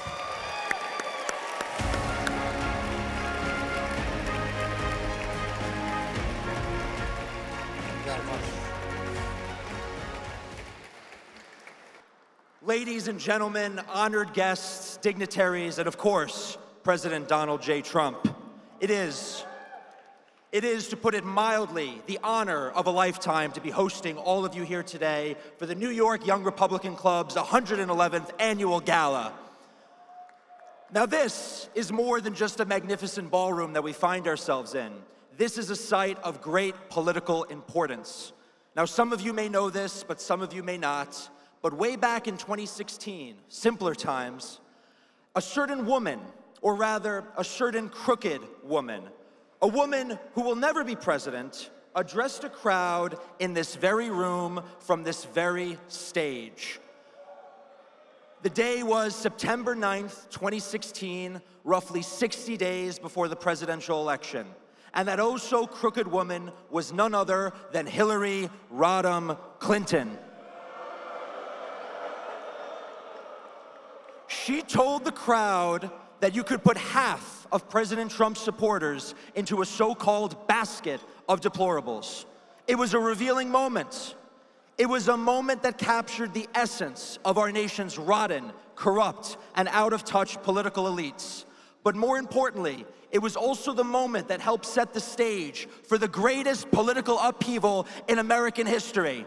60 days later, President Trump would achieve the impossible, what all the pundits and commentators and consultants never thought he could do. President Trump broke the blue wall. He won states that Republicans have only dreamed of winning, and he completely ushered in a new populist political realignment.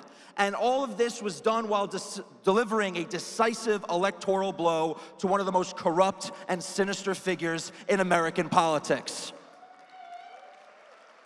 Because of that win, President Trump ushered in one of the greatest periods of economic prosperity and world peace that our nation has ever known. And in many ways, it started from this very spot, in this very stage, and in this very city. A city that I know President Trump loves dearly. A city that he grew up in. A city he walked the streets in. A city that he left an indelible mark on. From the beautiful and ever iconic Trump Tower on Fifth Avenue to Central Park's Wallman Ice Skating Rink, or even down the block to 40 Wall Street.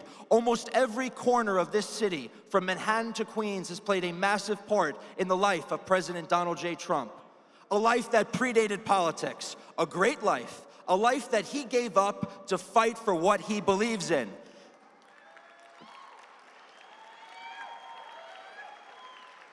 It is undeniably an American story. So to welcome him back to his hometown, back to where it all began, is truly symbolic. Because make no mistake about it, the Trump movement is truly a New York movement. And you will never understand President Trump or his movement unless you understand New York. But sadly, the city that we all love is a city in decline. President Trump knows it. We all know it. We see it on the streets. We feel it in the air. The crime, the drugs, the homelessness, the trash, the corruption. It has become inescapable. The city of dreams has become a city, a symbol for the vessel for the American dream has now become a dumping ground for all the world's problems, made worse by a weaponized and insincere form of left-wing compassion. In many ways, the decline of New York City is reflective of the decline of America. A decline that President Trump has consistently warned about for decades. He called out deindustrialization, the globalization, the forever wars, and the ineptitude of our political class long before ever doing so was in vogue. And this very decline is what President Trump successfully reversed during his administration, despite all the odds. Today, President Trump is once again fighting for this country, fighting for all of us, attacked from all sides, and the entire system is throwing its full weight against one man and one man only. And I can tell you, it isn't the guy in high-heeled boots who's down by 60 points. No, they are scared of one individual and one individual only, and his name is President Donald J. Trump. Everything else is a sideshow, a distraction, and frankly, an insult, because nobody has the fortitude, the force of will, the determination to rise to the occasion, fight back against every punch they throw, and still come out on top winning. He can't be broken. And let me just say, President Trump's authenticity and loyalty always shines through, even in the darkest of times. Here he is tonight, spending an evening with members and supporters of this organization, an organization that has routinely and consistently under my leadership stood by President Trump.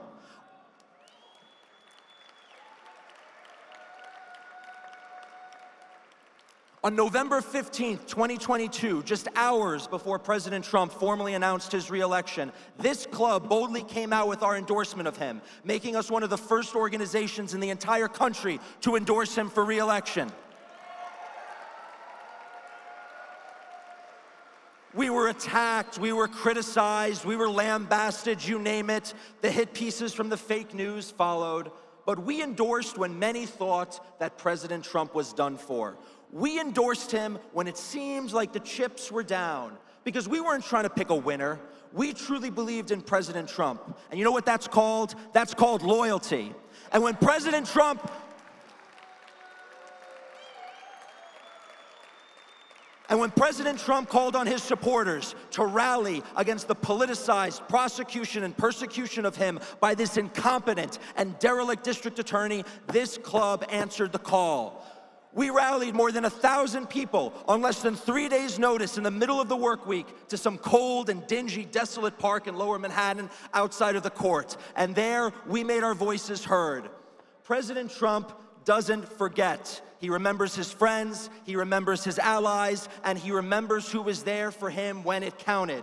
Because President Trump knows what everyday Americans know, that loyalty does matter. Loyalty to this country matters, and loyalty to the president matters.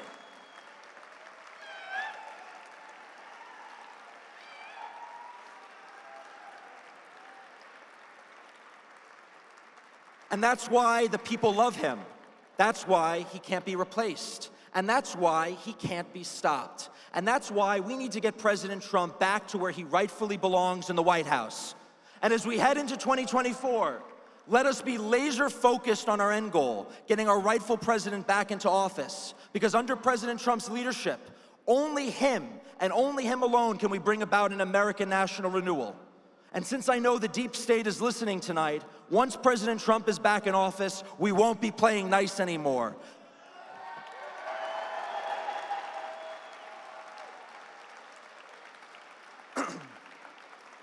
It will be a time for retribution. All those responsible for destroying our once great country will be held to account. After baseless years of investigations and government lies and media lies against this man, now it is time to turn the tables on these actual crooks and lock them up for a change.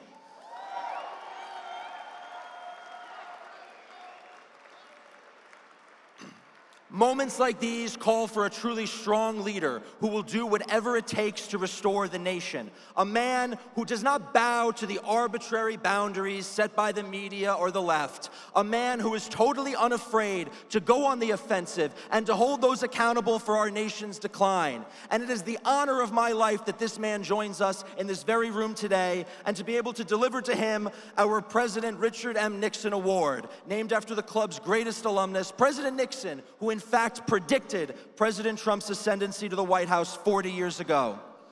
Under my leadership, the New York Young Republican Club will forever be a vanguard of the Trump movement in this city. We will be unrelenting in our pursuit of the America First agenda, and together we will make America great once more. Now, ladies and gentlemen, get on your feet and give a loud, warm New York welcome to our hometown hero, the 45th, the 46th, and the 47th President of the United States, President Donald John Trump.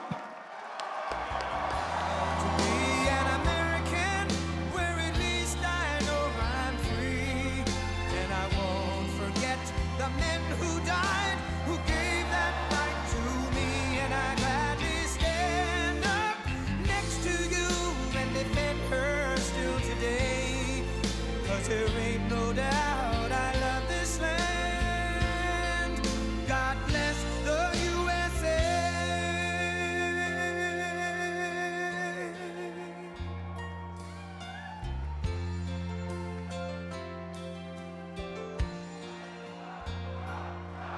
From the lakes of Minnesota to the hills of Tennessee, across the plains of Texas, from sea to shining sea, from Detroit down to Houston and New York to LA, where there's pride in every American heart, and it's time we stand and say that I'm proud to be an American, where at least I know I'm free, and I won't forget the men who died, who gave that right to me, and I gladly stand up next to you and defend her still today, 'cause there ain't no doubt I love this land. God bless the USA.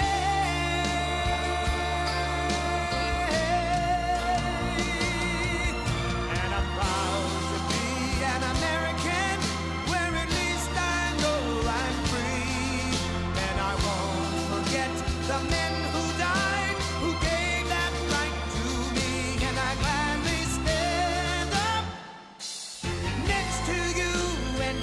her still today. 'Cause there ain't no doubt I love this land. God bless the USA.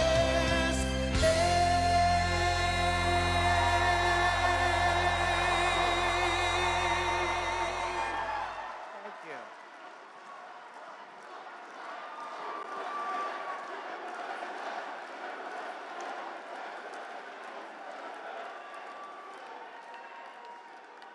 Well, thank you very much. Wow, some really great speeches. That was something.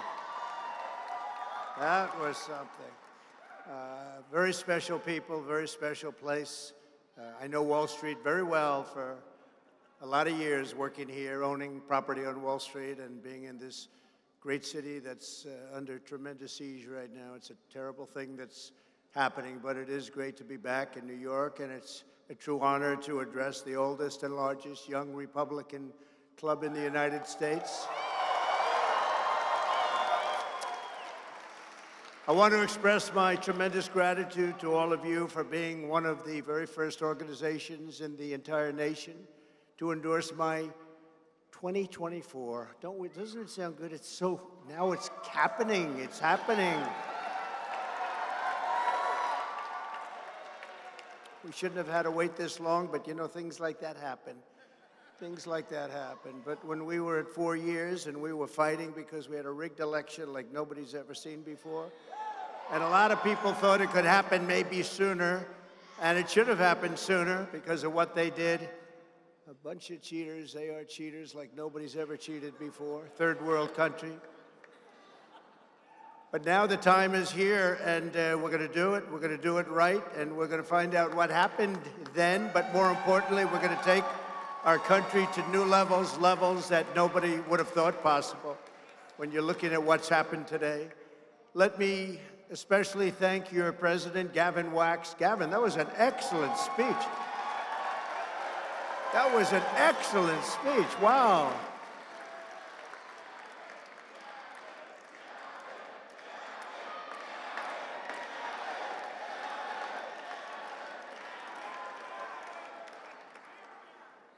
I want to thank you and for your future wife, even though you haven't told her that yet. Don't lose her, Gavin. Don't lose her. We cannot have you be depressed because we're going to take New York. And if you lose her, you'll be a very depressed person. You won't be able to do your job. So don't lose her, Gavin.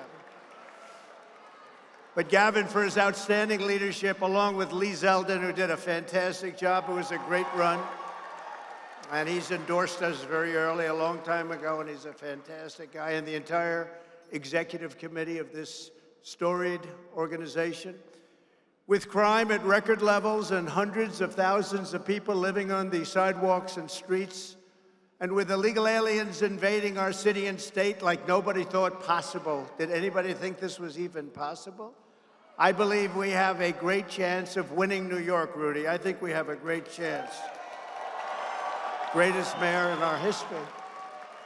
Greatest mayor in our history. By the way, his crime, when he took over New York, the crime was almost as bad. I can't be worse than this, Rudy, can it? I mean, I want to say it was worse, but I don't think it can be worse than this. You're going to have to tell me about that. But it was bad. And he and the man sitting right next to you, very special. Stand up, Bernie. Stand up, Bernie.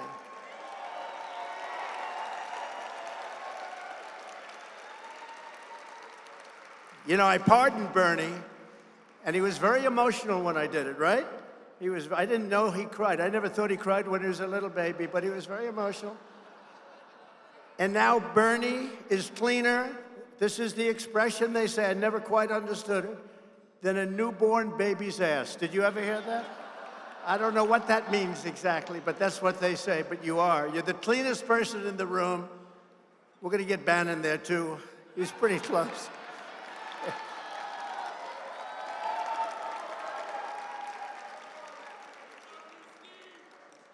But Lee Zeldin, all of you people that have been so incredible, and everyone in the room, we are going to give all the resources that you need. We have a lot of resources. You know, we take in millions and millions of dollars a week from people, average $61. Can you believe that? $61. And We're taking in numbers that nobody's ever seen before. That's like a poll. When you think of it, that's like a poll, isn't it? But we're going to give you all the resources you need, Gavin and Lee and everybody that's working on it. And Rudy, you have to work. You know, they love you in this city, Rudy. They love you. They love you. And if we win New York, and likewise, we're going to put a heavy play on New Jersey, Virginia, and a few other states that people say, gee, I don't know if you can win. Then we win the election very easily, very, very easily. If we win New York, it will counter all of the cheating that will go on because we have to catch them. And we have a congressman sitting right there who's got his eye on it. And I want to thank a lot of senators that are here tonight, but a couple in particular, U.S. Senator J.D. Vance, a friend of mine. He's done a great job. I endorsed him. He went from 5th place to 1st place, and he's been a really tremendous senator. And another one that I was really honored to endorse and help, and he's been an incredible senator, and I got to listen to part of his speech, Roger Marshall. He's been fantastic. Roger, thank you. Great speech, by the way, Roger. You are a good speaker. I know that from impeachment hoax #1 and impeachment hoax #2.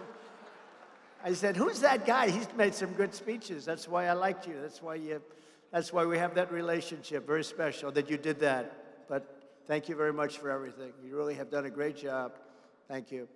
Also, Representative Corey Mills. Thank you, Corey. Stand up. Mike Collins. Thank you, Corey. Mike Collins, wherever you may be, Mike.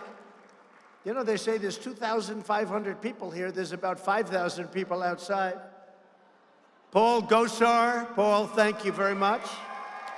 Paul, good job, Paul. And Paul has to fight his very liberal family all the time. I don't know. But Paul wins. And you heard the real Matt Gaetz tonight. That's the real Matt Gaetz, right? Man. That was great, Matt. You know, they have a big deal going on at Mar-a-Lago right now. They have 1,000 people for a friend of yours. You know what's happening. They all think you and I are supposed to be there. But we're very happy being right here for Gavin and Lee and everybody else. And Ginger, you are such a good addition. You're keeping him grounded. It's so nice to see this. But you are really a fantastic woman, very smart woman. Another one who has done an unbelievable job. I watched her run over the head of Harvard, the head of Penn, the great old Wharton School of Finance. Elise Stefanik. Elise. Thank you, Elise.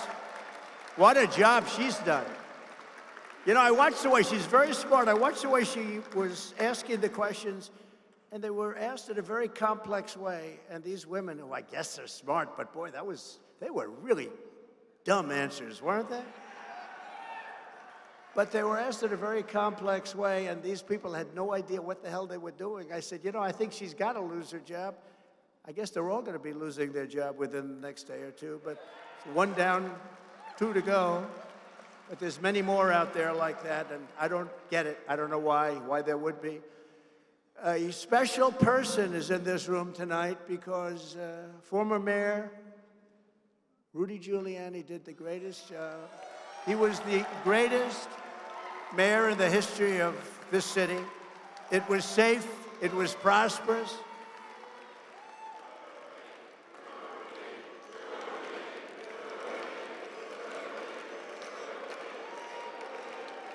That's right, Rudy.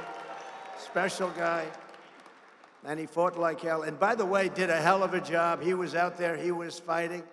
And he'd go and see legislatures, and he'd go to like the different legislatures and talk to legislators, and he would be, I mean, it was incredible. And he'd leave, and they all agreed with him 100%, but then courts would hold them back because judges didn't have the courage to do what they should have done. But Rudy is a warrior, he's a brave guy, he's a brilliant man, and he's been our friend. And there's nobody like him, really. There's nobody like him. When I see what's happened to the city in such a short period of time, it's very sad.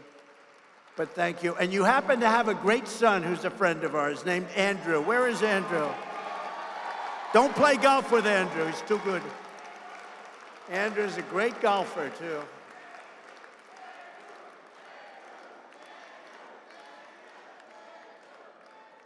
Andrew's a great, great young guy who really ran a very good race. You know, when he announced, a lot of people weren't thinking you were going to get the numbers you got. And then immediately he went over with Lee and they worked together beautifully. It was a beautiful thing to see, Andrew, and thank you very much.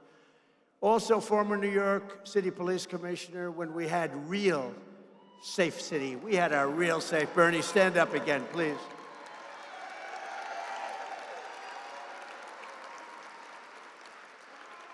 Thank you, Bernie.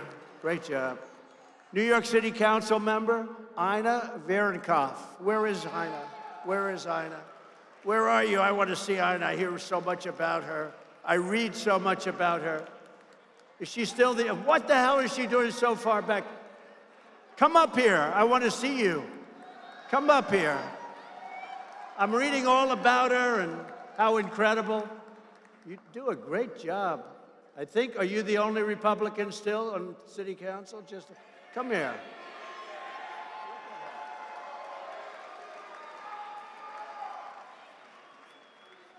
Don't fall. Joe Biden has taught us it's not good to fall. Thank you, darling. Oh. That's why I wanted to see her. Beautiful job. Great job. Very popular.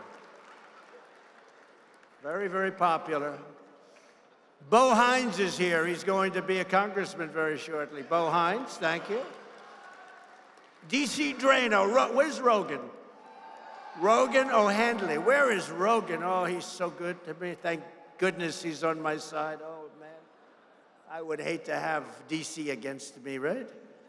But Rogan, thank you very much. A great, special guy. J.R. Majewski, somebody that the deep state did some really bad things to, but we stuck by him. We stuck by him, and J.R., where's J.R.? What a job. We're on. What a job. Well, it shows perseverance works, right? You know, he backed me. He took a tractor. He had a sign, Trump, Trump, Trump, all over the fields of your beautiful state, and you've been totally exonerated. You told the truth, and they played dirty pool, but you'll get a second shot, right? You're going to get a second shot.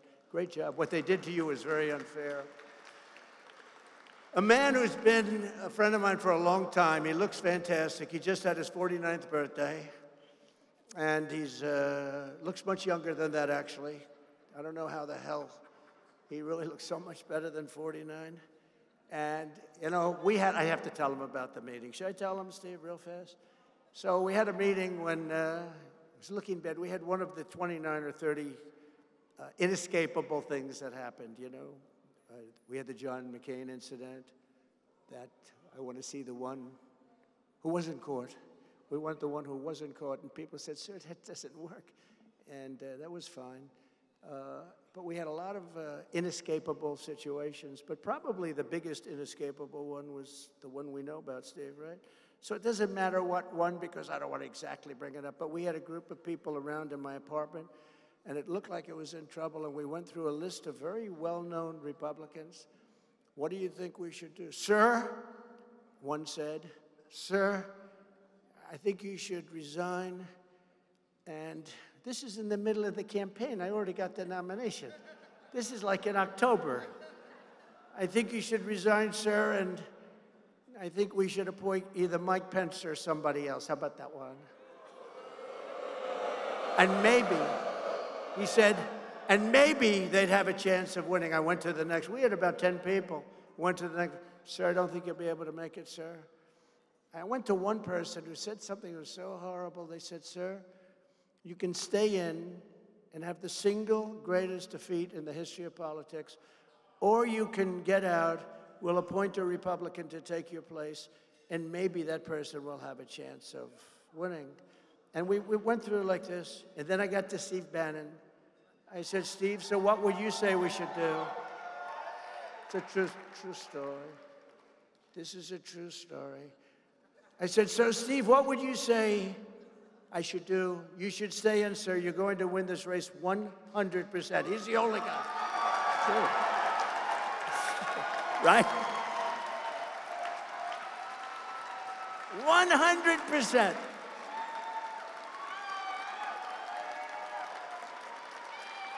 True, a true story. It's a true story. He said, 100%. I said, that guy's the greatest bullshit artist I've ever heard. I don't know if he believed it, but boy, did he say it. And he was, I think he was convinced. Steve, did you really believe that? He said, yes, I believe him. But he was the only one in the room, right? And then I made my decision. I said, look, here's the way I look at it. If I get out, it would be historic. It'll be the only time anyone's ever gotten out before a race after getting the nomination in a landslide. I mean, we wiped them out. We started with 18, and every week, 1 out, 2 out, 3 out. And it was a great campaign. And we were doing really well, but this one particular event came up, and I said, you know, if we get out, it's historic. If we don't get out, we lose. If we lose, we lose. You know, we're realistic. It could happen, right? And it's not that big. It's big. It's horrible. But it's not historic because somebody always loses a little bit, right? I didn't like the concept of it, but the other was much. So I said, we'll stay in. And did we kick ass after that, right?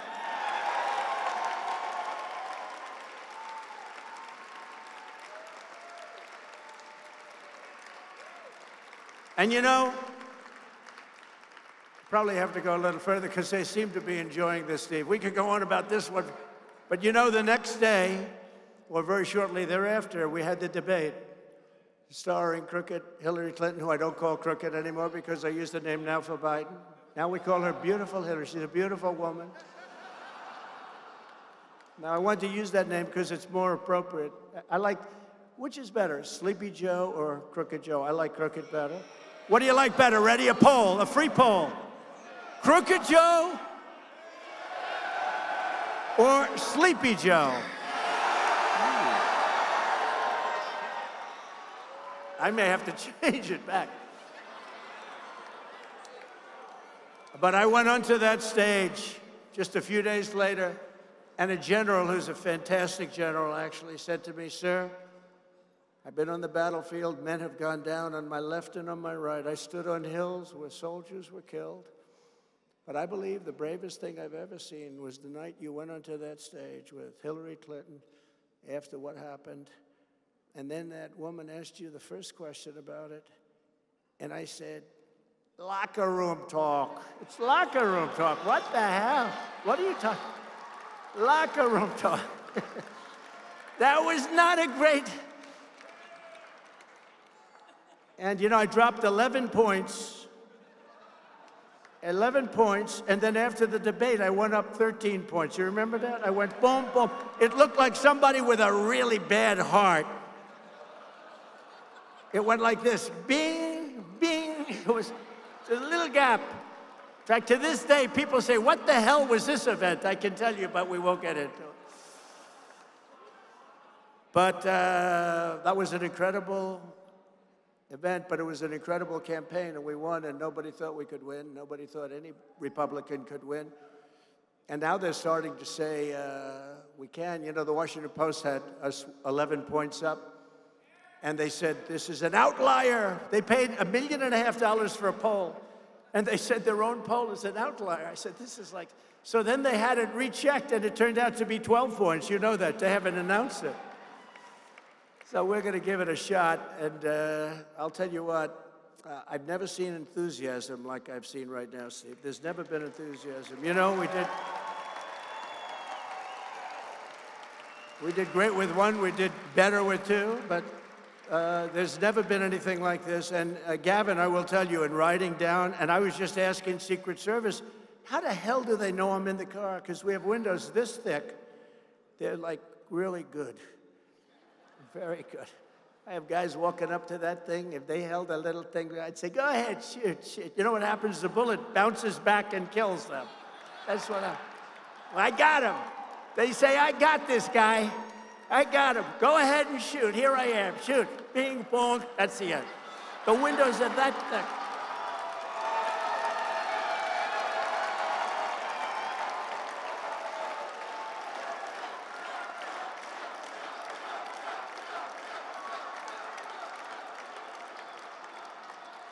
You know, and by the way, It's a Saturday night. There's not a lot to do. So we'll stay here for a while. Do we agree?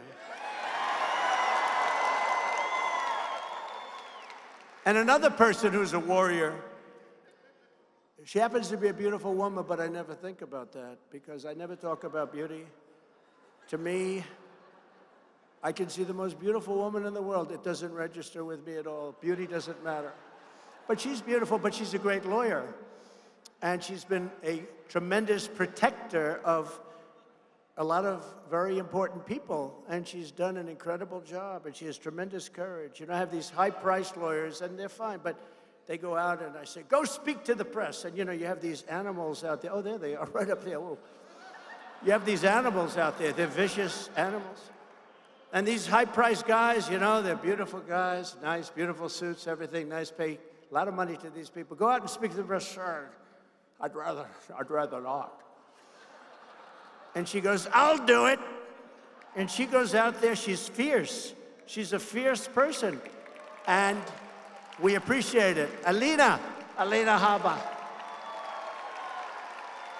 Alina, she says, I'll do it, sir, I'll do it. And she goes and she makes the news every night. She makes the news every night, screaming at these maniacs. Alex Brusewitz, who has been incredible. Where's Alex? I want to see him. Alex Brusewitz. Where are you, Alex? Thank you. What a job you've done between you and D.C. Drano and Alex Stein and Jack. Where's Jack? Where's Jack? Where is he? Jack, I want to see you. Great job, Jack. Thank you. What a job you do. You know, we have an incredible thing. We're always talking about the fake news and the bad, but we have guys, and these are the guys who should be getting Pulitzers. You know, we're suing the Pulitzer Organization, and we're suing them because they gave the Pulitzer Prize to people that reported on fair and accurately Russia, Russia, Russia, but it turned out to be totally false. And even they admit now it was a scam. So we say, you know, we're actually suing them, right, Boris? We're suing them, and I hear we're doing very well. They haven't got a response. We're saying, we're demanding that the Pulitzer Prize be taken away from these people that got it because they were wrong. The ones that should get it are also here, many of them. And they're incredible people, and they should get it, and we want them to get it, and we also want damages because great damage was caused by their bad reporting. Raheem Kassam. Raheem. Where is Raheem? What a good job you do. Thank you, Raheem. Great job. Scott Pressler. Fantastic. Thank you, Scott. And, of course, Kash Patel. Thank you, Kash. Great job. Get ready, Kash. Get ready. All of you guys get ready. Paul and Gracia, thank you very much. You've been fantastic. What a writer. Thank you. Thank you. What a job. And all of the countless other distinguished guests that we have here. We have too many to go through, but I wanted to mention a few, and they're really incredible people, and they're very brave people, and they're very great patriots. 11 months from now, each of you will vote in the most important election of your lives. It's the most important election. I used to say 2016 was the most important election, but this is far more important. You know, we had a border problem in 2016, but it was minor by comparison to this. And I ran the campaign on the border, and I won. But this is far greater. And in 2020, I kept saying to my people, I want to talk about the border. They said, sir, we don't have a problem. You straightened it out. I said, that's good. I want to tell them that. He said, nobody wants to listen to that, sir. You straightened it out. We had a great border. I couldn't even talk about it. Now, the border crisis is the worst in history. There's never been any border like this from any country. So this election will decide whether your generation inherits a fascist country or a free country, whether you have the rule of tyrants or the rule of law, whether America will be destroyed by crooked Joe Biden and his goons, or whether we, the people, will make America great again. Make America great again.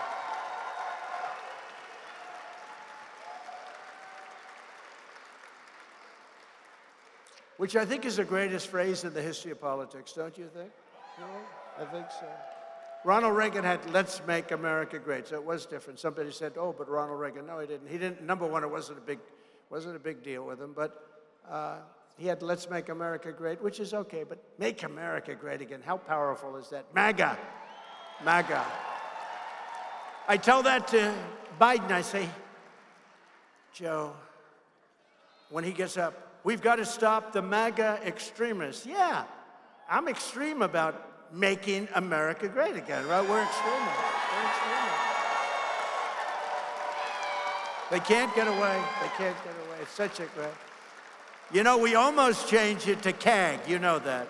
Because we had America great.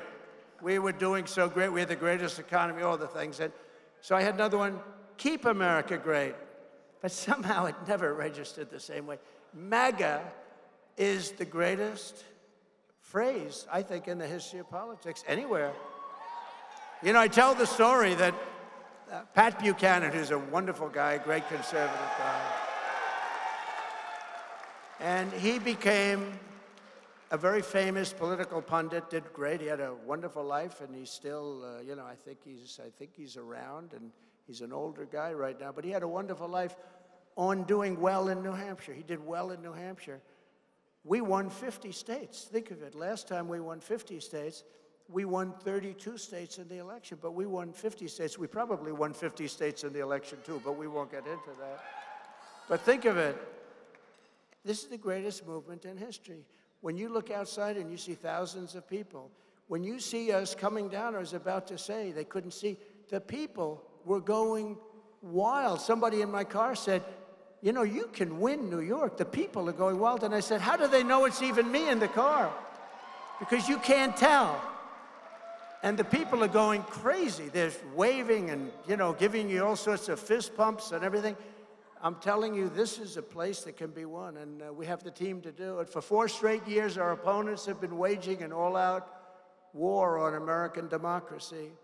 They tried to overthrow the duly elected president, thank you very much, with one hoax, witch hunt, and abuse of power after another, one after another, right? All of the different things. Mueller, we had Mueller to take care of. We had more than anybody.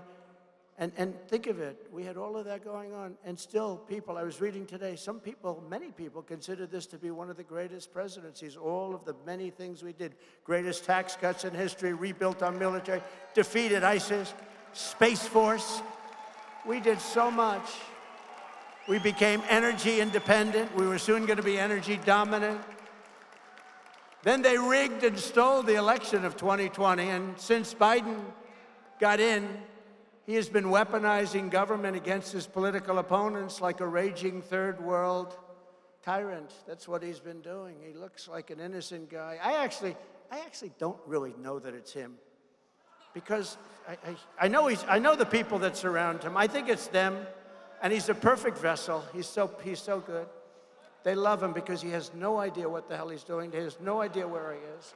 He can't put 2 sentences together. And he can't get off a stage. He can never find his way off the stage. You know, like this stage has a stair there, a stair here, a stair there. Or you could jump off the, front. The guy can't. But to show you how dishonest the press is, until I got indicted, I was pretty nice to him because I have great respect for the office of the presidency. You don't mind if I go off teleprompter, Steve? It's so much better. Because I have so much respect for the office. So I wasn't really hitting him. In fact, some people said you could hit him harder. I said, no, he's president. I don't want to hit him that hard. And once I got indicted the first time, and then the second, third, fourth, and then they were going to do 2 more, and they called in, we're going to indict this guy into office. Stop, don't do him. Don't do him. And I could be indictment-proof right now, you know? I don't think they can do it, Sid. I don't think they can do it. But they stopped it. They heard about it. I think they sent their biggest people. Don't do it! Local DAs, all controlled by the White House. Local attorney generals, state attorney generals. And what's happened is, since the indictment, the gloves are off. It's just, you know, you can't do any worse than this. I got indicted, first time in history. First time in history. And I always say Al Capone, the greatest of them all, gangster, Scarface, he'd kill you. He'd kill you, Mr. Congressman, if he thought you was smiling at the table. If you were smiling at him in a way that he thought was mocking, because he was, you know, a nasty person, he would kill you. He would kill many, many people. He was probably the greatest gangster of them all. He got indicted one time. I got indicted 4 times. Scarface. Not a very nice person. But many people that are, you know, major criminals, very few have had an honor of being indicted 4 times. I'll tell you one thing, I'm the first guy that ever got indicted whose poll numbers went up. Nobody. That's a first. Who the hell gets indicted, Matt? And their poll numbers went up, and I don't mean went up, I mean like a rocket ship, because the people get it. They get it.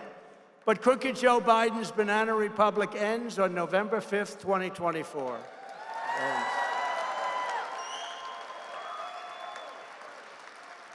And you've been seeing what's going on. In the past few weeks, the radical left Democrats and their fake news allies have unveiled their newest hoax that Donald J. Trump and the Republican Party are a threat to democracy. Do you believe it? Can you believe it? This is their new line, you know. It's, here we go again. Russia, Russia, Russia. Mueller, Mueller, Mueller. Ukraine, Ukraine, Ukraine. One hoax after another. How about Pfizer? They don't talk about the fake Pfizer report signed. And so bad, right? Signed. But no, I'm not a threat. I will save democracy. The threat is crooked Joe Biden. That's the threat. And they think that the threat to democracy, and that's what it is. It's a hoax. It's a new, we call it now, the threat to democracy hoax, because that's what it is. These guys are so good with misinformation, disinformation. It's a slight difference, you know. You know that, Sid, right? There is a slight difference. If you want, we can talk about it, but let's not bore the audience. Misinformation, you know that, Bannon? Misinformation and disinformation. It's like all of the prisoners that are coming out from all over the world in jails and prisons. So people say, why do you say jails and prisons? Because there is a slight difference. Well, there's also a difference in dis and mis, right? And all of these hoaxes, and all of them have been created. This is all they do well. They are sick people. They don't care about our country. They should spend the time on China, screwing us on trade. And we would have the greatest country, we would have the strong, if they use that genius, that sick genius, they could do some wonderful things, but they don't because they're sick. They think the threat to democracy hoax will save Biden from having created the worst inflation in our country's history, a fragile economy that may soon end in a depression, much like 1929. Have you heard that before? You watch. We are very, very close to a depression, the likes of which you have never seen. We owe $36 trillion, and this guy has no clue. And you know that Mitch McConnell gave him $10 trillion for them to hand away like candy. He's almost, I could say, and maybe he is worse than any of them, that he allowed them to have votes. He needed 10 votes, 12 votes. He needed different votes. He gave them many times votes. You add it up, it's close to $10 trillion. And they go and they hand it out like candy. And it's the one thing they can say. And the only reason they got it is because Mitch McConnell and his little gang of people gave it to him. And it's a disgrace to the Republican Party, and it's a disgrace to our nation. Disgrace. But I have to be careful when I say that because Matt Gaetz is a big, big fan of Mitch McConnell. He's a big fan, and Bannon must love him. You love Mitch. I don't know. He seems to be checked out now. He seems to be checked out. I hope the hell he gets out of there. And the other thing I'll do that nobody else would be able to do or even think about is we will not have a World War III under President Trump. But you might very well have one under what's happening now. And if this happens, this will be a war like no other war. This will be a war the likes of which this world has never seen because of modern day weaponry. I mean, think about it. In Hiroshima, we've all seen it many times, and Nagasaki, just think about it. Multiply that explosive power times 500, Mr. Congressman, 500. And that's the kind of power we're talking about. This would be a war like nobody's ever seen, probably obliteration.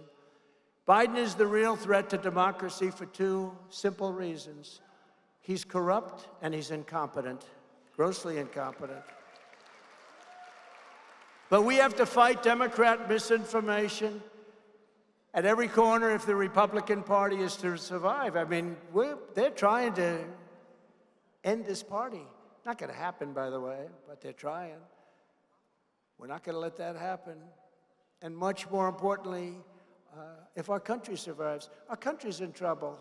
We're not respected, we're not listened to. 3 years ago, we were more respected, I believe, than this country has ever been. I would call these guys, I would get whatever the hell I wanted from them. I didn't have to even make trips. President Xi respected your president and he respected our country. Now they laugh at us, they lecture us about all sorts of things. They would have never done that with me. But it's so sad when I see what's happened to our country. We're no longer a leader in the world. And you know, when they talk about Ukraine, we've put up $200 billion. The European nations, who are approximately the same size as our economy when added up, are in for 18. Why doesn't somebody say equalize like I did with NATO? I said, you have to pay your bills. And I took in $400 billion. Just like with Russia, the radical left communists, Marxists, fascists are always accusing us of exactly what they themselves are doing. It's what they do best. It's really what they do best. They're bad on borders. They're horrible on policy. They want high taxes. They're really bad on everything except for cheating on elections, in which they're perhaps one of the most brilliant groups of people in history. Every abuse of power, the fake news is ridiculously claiming I will commit is, in fact, being committed by Crooked Joe and his thugs. They're trying to lock up their political opponents. They want to lock up their political opponents, in particular me. Thank you very much. It's an honor. They're trying to criminalize free speech and take total control over the American people. But then I came along and I'm standing in their way, and now millions of Americans are joining us. Millions and millions are joining the Republican Party. We've never raised so much money, and you know who's giving us the biggest share of the money? People that are paying $61 on average apiece. Think of it. Not the people that are giving us millions and millions of dollars, but the people that are paying $61. There's never been anything like it. The only one, and it's not even close, is Bernie, crazy Bernie. Bernie had a little thing going. I remember when he had his rallies, and if he had 2,000 people, they used to say, this rally is massive, it's unbelievable. And I'd have a rally down the street, we'd have 35,000, and they'd say, Trump's giving a rally today. They always used to talk about how big his rally. Remember, Steve? Bernie would have 1,500 people. This is a magnificent, the crowds. I'd give one 35,000 people. Trump had a rally too. These people, they are the most dishonest people anywhere in the world. They're the fake news. They are fake. One of our better terms, we've had a lot of good names. I think fake news is one of the best. The only problem is it's not tough enough because they're much worse than fake. They're fake and they're corrupt. There are a lot of terms, but somehow fake seems to have stuck, so let's leave it that way. Poll numbers reveal that Black, Hispanic, Asian, and just about everybody else want to join the Republican Party right now. Because the Republican Party is the American dream, not the Democrat Party of open borders, chaos, uniform laughter. They laugh at us all over the world. The world is laughing at us. Can you imagine President Xi I have to say, the press gets very angry when I call him a brilliant person. If I say he's brilliant, the next day article, he called President Xi a brilliant person. Yeah, he controls 1.4 billion people with an iron fist. They want me to say he's just of average intelligence. Okay? But the look, the whole thing, he stands in front of 1 million soldiers, they walk by, and they want me to say bad things. Can't say bad things. But can you imagine guys like this, Putin, many of them, even like France, Macron, you know, he's a tricky little guy.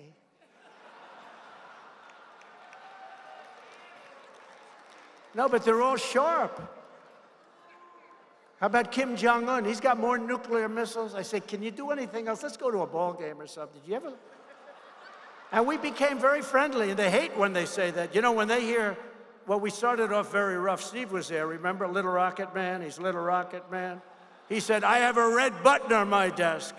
And I said, I have a red button too, but mine's bigger and mine works, right?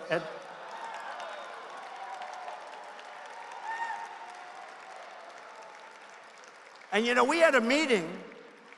When we had a meeting, it was in Singapore. It was the biggest press gaggle anyone's ever seen. There must have been 10,000 there when I met with Kim Jong-un, because he was getting ready to blow up the world.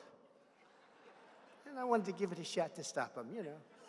When Obama, you know, when you sit, before you take office, you sit with the president. I said, so tell me, what's the biggest problem? He said, North Korea is the biggest problem by far. Remember that, Steve? He said the biggest part. I mean, there's nothing you can do. He's got a lot of nuclear weapons, and I think he's willing to use them.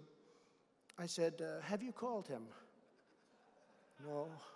But actually, he did call him. He called him 11 times, and it wasn't responded to, because they didn't respect that group of people. They just didn't respect him. But I was back and forth, and they were nasty. I was calling him Little Rocket Man, and he was calling me things. And I was saying horrible things about him. And people were actually getting very angry about it, remember? And then one day, like a miracle, I get a call that North Korea would like to meet. I said, that sounds good. And because of that, South Korea was having the Olympics, remember? In the Seoul Olympics. They sold no tickets to the opening event or any other event because nobody wanted to be blown up in the middle of an event, watching the high jumpers. Watching the men that entered women's sports. They didn't want to watch.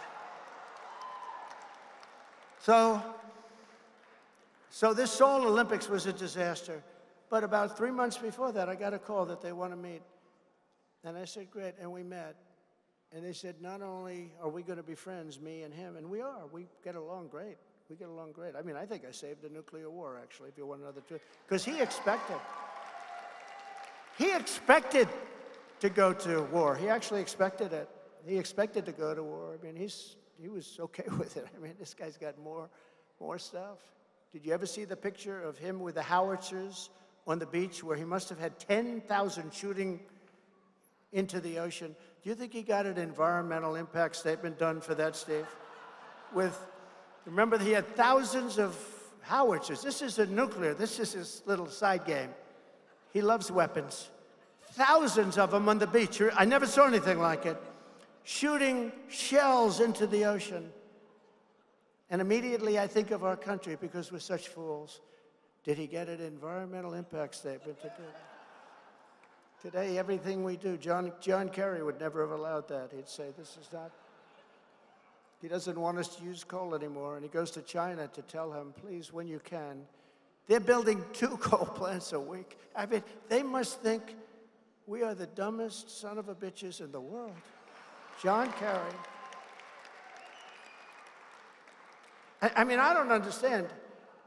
Because I don't view him as a stupid guy. Is this the biggest con game in the world? I mean, does he really believe this? He goes to China over global warming, which they don't use anymore because it's not getting warmer, it's actually getting a little cooler, so now they call it climate change.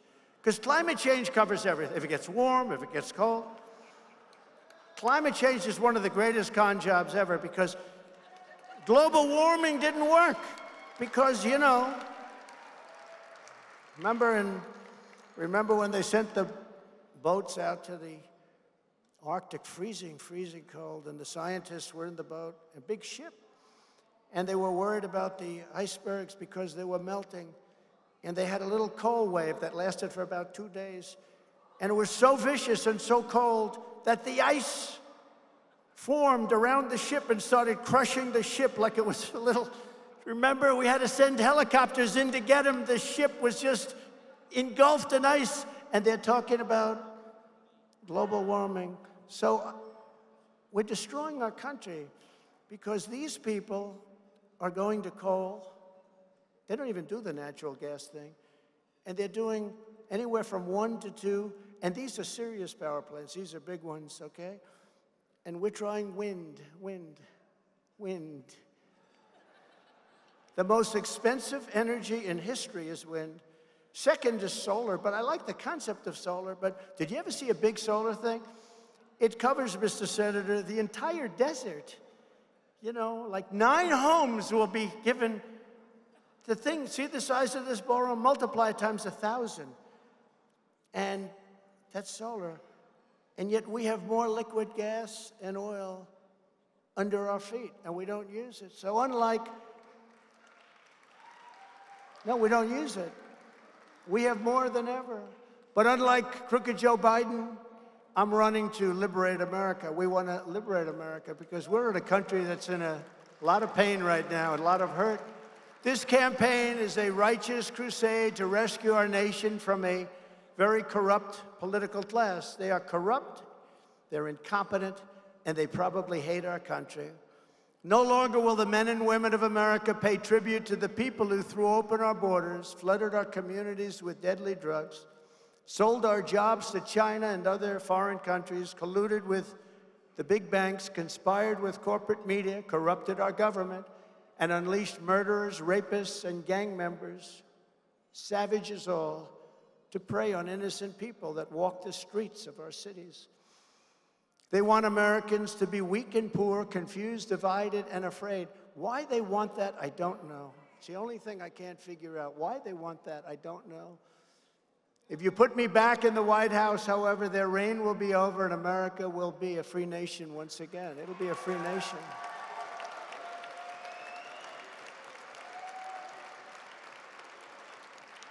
The media's new threat to democracy and the democracy hoax is a desperate and shameless attempt to distract from the monstrous abuses of power the radical left is committing before your very eyes. Over the past few years, you've watched crooked Joe Biden and his band of lunatics and thugs try to destroy attorney-client privilege. You know, I have a lot of lawyers in this room, and they're always asking me, does it mean anything? I don't think so, because if you're representing like a Republican or a J6 person or somebody else who's totally fine, a parent, there is no such thing as attorney-client privilege. Who could believe that? They've persecuted Catholics and pro-life activists. They've labeled parents at school board meetings as domestic terrorists. They've imprisoned a man for posting an internet meme about Hillary Clinton. Who would want to watch it? Who would want to look at that? Personally, I'd rather look at Ginger, but I'm not going to say that tonight. They've weaponized the IRS against political opponents. They've tried to get me thrown off the ballot with their ridiculous attacks on the 14th Amendment. All 15 lawsuits as of tonight have been successfully rebuffed. All 15. And they flooded our nation with tens of millions of illegal aliens while violently opposing voter ID so that we have no idea who is actually voting. Can you imagine somebody saying, no, we don't want voter ID? Why? There's only one reason, because they want to cheat. Who doesn't want voter ID? But we will not let this continue. The next Trump administration will be a great new beginning of American democracy. It will be the rebirth of American freedom, and it will be the return of the American dream. We had that dream going and going very strongly. Our mission in this race is to win a historic and powerful mandate to take back our nation from the shadow government of corrupt alliances, hidden people. They hide under carpets and rugs, and lawless bureaucrats, mercenaries, propagandists, and scoundrels and spies. What's happened to our country is not believed by many people, like that great New York Republican Teddy Roosevelt. We will restore constitutional government by the people. Starting on Inauguration Day 2025, and you're all going to be with me. We're all going to be in Washington together. The Biden dictatorship will be over, and we are going to bring our country back from hell. We're going to bring it back from hell. And it's in hell right now. On day one, I will break up the Biden administration's illegal censorship machine, and any official who has violated Americans' constitutional rights will be held very, very accountable. Very accountable. And I make this commitment to you tonight. We will not have Bill Barr as our Attorney General. Is that okay? I promise. He was a coward. He was afraid of being impeached. So how do you not get impeached? I told him, don't be afraid, Bill. I got impeached twice. My numbers went up. Don't be afraid. Sir, they want to impeach me, sir. They want to impeach me. He said, Bill, just relax. Just relax. How do you not get impeached? You know what? You let people know you're not going to look at the election. Okay? You let them know we're not going to look at the election, and you don't get impeached, because the Democrats say, how lucky did we get to get this stiff in that position? I'll also cancel Biden's dangerous artificial intelligence executive order and ban the U.S. We're gonna ban everything having to do. This is a very dangerous period of time, having to do with censoring speech of American citizens. And all of these Biden attacks on democracy and freedom are happening because the radical left Democrats, and they are indeed radical left, look at what's going on. Look at what's going on with Israel. You know, Israel used to be the #1, I wouldn't say lobbyist, but the #1 power in Congress. Today, the way AOC +3 talks about Israel is hard to believe, actually, as somebody that's been around for a while and watched.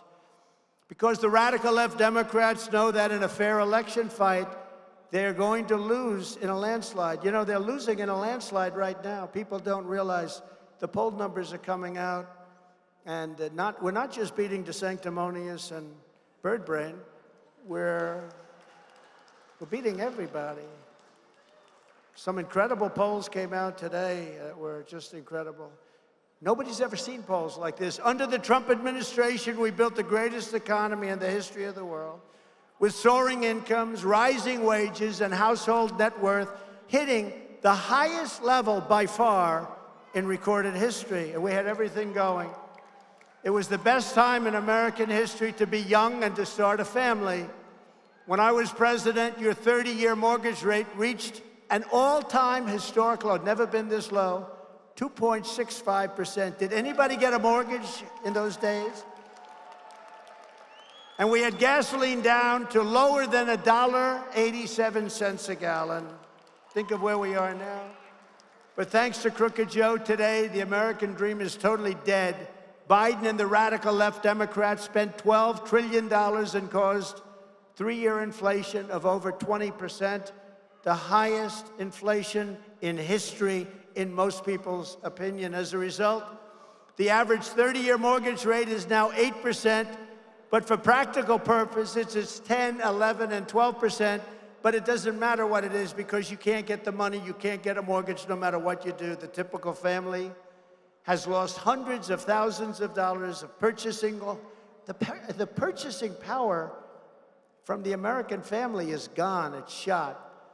When buying a home, it's shot. The housing industry is dead. And thanks to Biden's insane Green New Deal, the Green New Deal which destroys our country, it's destroying our country. Families can't even afford to buy a car. But while Biden has devastated opportunities for young Americans, I will fight for young Americans like no president has ever fought before.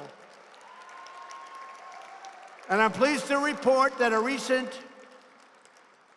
fake news NBC poll, but in this case, I hope it wasn't fake, found that we're winning young Americans, leading Biden 46%, 42%. We're also leading in one case by 11, in one case by 9, in one case by 14, Mr. Congressman. And we're leading in all age groups. We're leading women. I always thought women liked me. You know, they said I didn't do well last time because it's a fake deal. You know, it's all crooked as hell. The elections are crooked as hell. It's a fake deal. They said he's not doing well with suburban women. I think I did very well with suburban women. Why wasn't I? You mean I was keeping low-income housing? I signed an order, no low-income housing in the suburbs next to somebody's house. You mean the people in that house aren't liking me a lot? I think it was a whole con job. I think I did very well with suburban women. But now they're saying that I'm doing well with suburban women. And it's no wonder crooked Joe Biden and the far-left lunatics are desperate to stop us by any means because they're looking at the polls. You know what I love? I love when they say, we really want to run against Donald Trump. That's the one we want. How did they do in 2016, by the way? We want Donald Trump. We don't want to run against Ron DeSanctimonious with his high heels and his bobblehead bullshit, you know. No, he looks like a bobblehead doll. I don't like him because I endorsed him and, you know, I got him elected. You told me exactly. You were on the opposing party's campaign, opposing campaign. But, you know, it's funny. So here's their line. Again, mis and disinformation. We want to run against Donald Trump. And the stupid Republicans sometimes write it. Gates knows this. We want Donald Trump. We want Donald Trump. But they don't want me. They say that because they don't want me, because it's disinformation. And remember, we won in 2016, and the same idiots said we want to run against. You know who didn't want to run against me? Bill Clinton. He told his wife, when she said, we want to run against Donald Trump, he said, no, you don't. Don't run against Donald Trump. No, Bill, I know we were. They didn't listen to him. You know, they threw him off the side. Bill Clinton went out to Wisconsin, and he went to Michigan, and he called in. He said, you better get people out here. You're going to lose Wisconsin. You're going to lose Michigan. They said, what the hell does this guy know? And they lost those two states, and they hadn't lost them in decades. They're weaponizing law enforcement for high-level election interference because we're beating them so badly in the polls. And, you know, one thing about running, I think probably, historically, if they wanted to run against me, they wouldn't have indicted me 4 times. Do you agree? And civil suits also. We don't even talk about them. But these people are slick. They're very slick. You saw Gavin Newsom with no facts. He beat the hell out of Ron DeSanctimonious the other night, and he had no facts. In the Harvard-Harris poll, we're leading the field, just came out today. We're leading the field with 67%. I have 67%, while Ron DeSanctimonious has 9%, and Nikki Birdbrain Haley is at 8%. You know, they keep saying that she's making a charge. Steve Bannon, can you help me with this? They're saying that Nikki Haley is making a charge. You know, like that guy Langone, a big bullshit artist, that he's got the support of Langone. Did he ever put up any money in his life? No. I like Bernie Marcus much better. But that she's making a charge, but she's never going up. She doesn't go up. If you make a charge, you're supposed to go up in the poll. She's not going up. In the Harris X poll, I guess that's probably X referring to what used to be called Twitter. What's that all about? X. I'm going to do an X. Let me put out an X. But in the new X poll, we're at 68%, and DeSantis is at 9%, and Haley's at 7%. Chris Christie doesn't register. Doesn't even register. What the hell is he doing? You know, it's a race to the bottom. It's Ada Hutchinson and Chris Christie are fighting for who's the lowest. What about Ada Hutchinson? He's been at 0 for 6 months. Ada Hutchinson, his name's Asa, by the way. You know, I always like to say that because if I'm sarcastic, the fake news said, he didn't know the governor of Arkansas's name. The worst is, there's a new thing going along. So I'm a very sarcastic person, but I do it out of respect and fun and to make a point. So the other day, I'm imitating Biden not getting off a stage, right? So I said, this guy can't even get off a stage. So I purposely, you know, do my thing. You know the way he walks like this? And I go like this.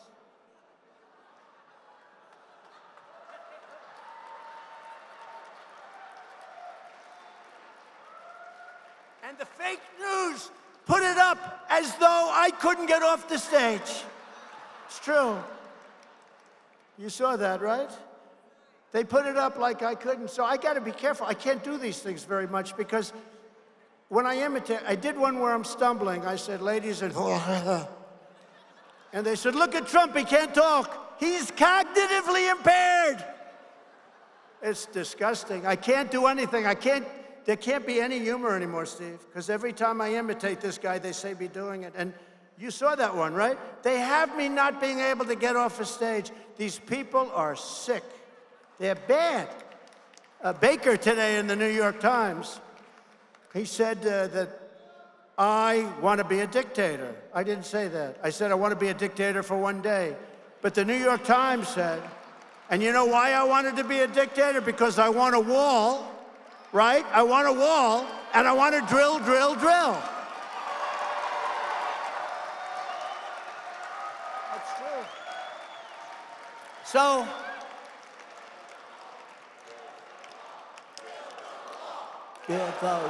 well, we did, actually. We built a lot. We built 561 miles. You know what they do?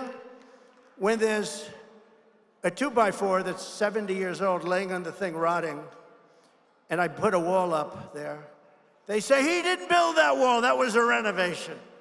We built 561 miles of wall, and I was going to build another 200 miles. But when the election was rigged, we couldn't do it. But I built more than I said I was going to build. But they call it not. Somebody said they say it's 200 miles. It's not 200 miles, and it's not 58. If there's a nail laying in the ground, and then we put up 30 foot, going down 7 and going up 30, they say it was a renovation. These are bad people. We're also totally dominating Biden in the general election, beating him by many, many points. The radical left Democrats rigged the presidential election of 2020, and we're not going to allow them to rig the presidential election of 2024. We're not going to allow it. Not going to happen. Every time radical left Democrats, Marxists, communists, and fascists indict me, I consider it a great badge of honor. I'm being indicted for you. These are not indictments in the traditional sense. These are Biden indictments against their... This is just against a political opponent. And the press refuses to say. They act like these indictments are legit. They're not legit. And with that, he's opened up a Pandora's box that may never let our country be the same. That's a very bad thing, what they did to me, because this was something that was not doable. But they've opened up a Pandora's box, and I only can say to Joe is, be very careful what you wish for, because what you've done is a terrible thing. When a president leaves, especially very popular, I got 75 million votes that they know of.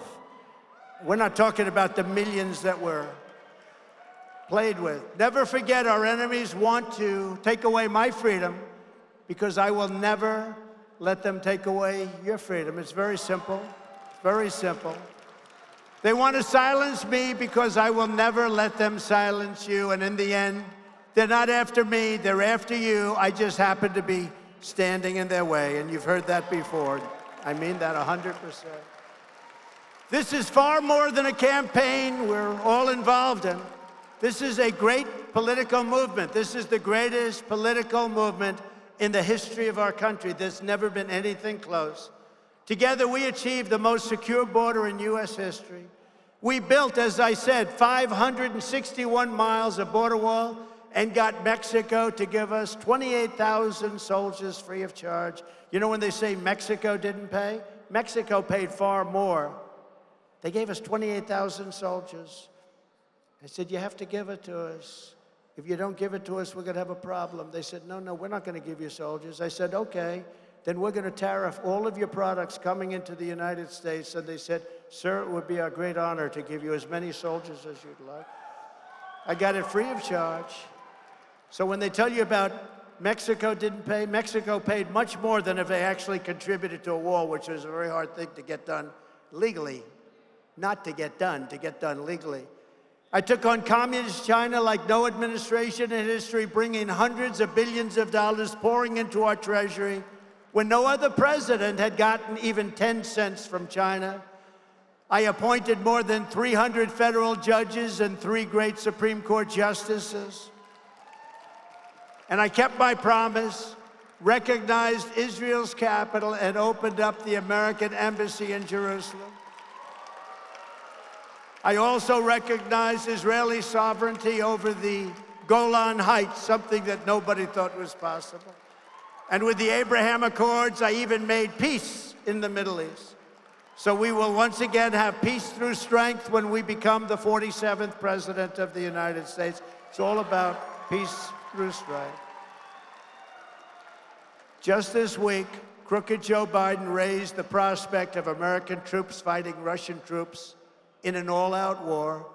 I'm the only candidate who can make this promise.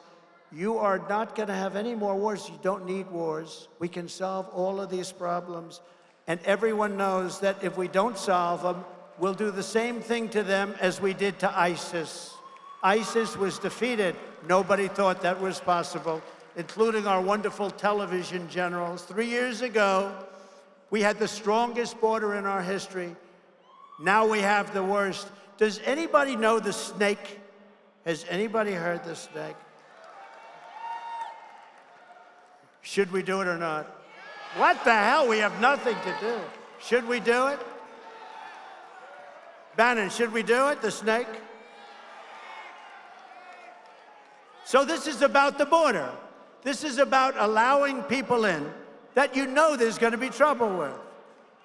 And it was a song. It was an old song. It wasn't meant for this. It was meant for other things. But it's been very popular. Has anyone ever heard it? The Snake. It's amazing. All right, you're going to hear it now then. A legendary piece of poetry. On her way to work one morning, down the path along the lake, a tender-hearted woman saw a poor, half-frozen snake. His pretty colored skin had been all frosted with the dew. Poor thing, she cried, I'll take you in, and I'll take care of you. Take me in, oh tender woman, take me in for heaven's sake.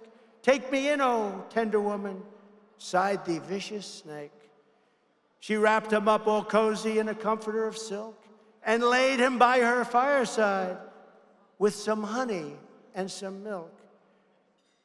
She hurried home from work that night, and soon as she arrived, she found the pretty snake she'd taken in had just survived. Take me in, oh tender woman, take me in for heaven's sake. Take me in, oh tender woman, cried the vicious snake.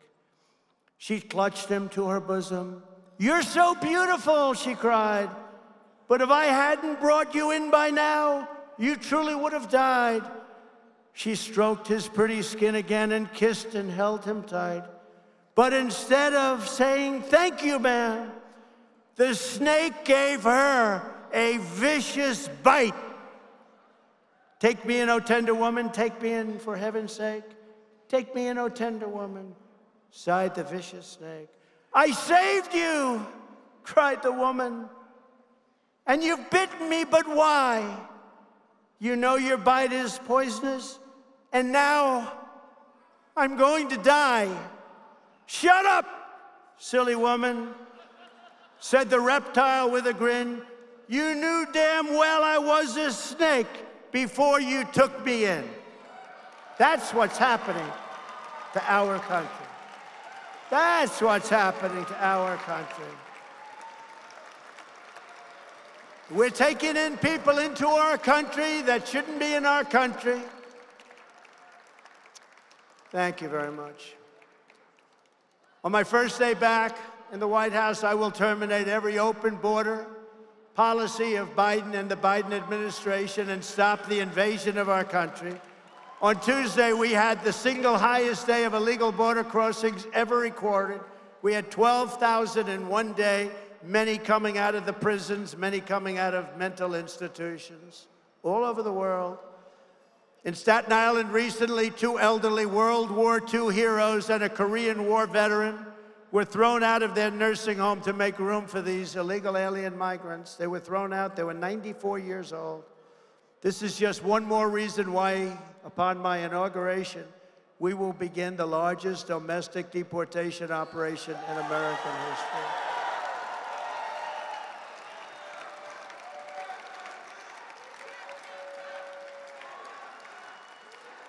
I will immediately restore and expand the Trump travel ban on entry from terror-plagued countries, and I will implement strong ideological screening for all immigrants. And by the way, the travel ban worked 100%. I didn't want to talk about it during my term, but I talk about it now. We didn't have one attack. We didn't have one attack.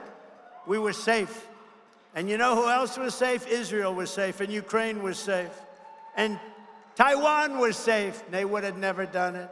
If you hate America, if you want to abolish Israel, if you want to sympathize with jihadists, then we don't want you in our country, and you are not getting in. You're not coming in.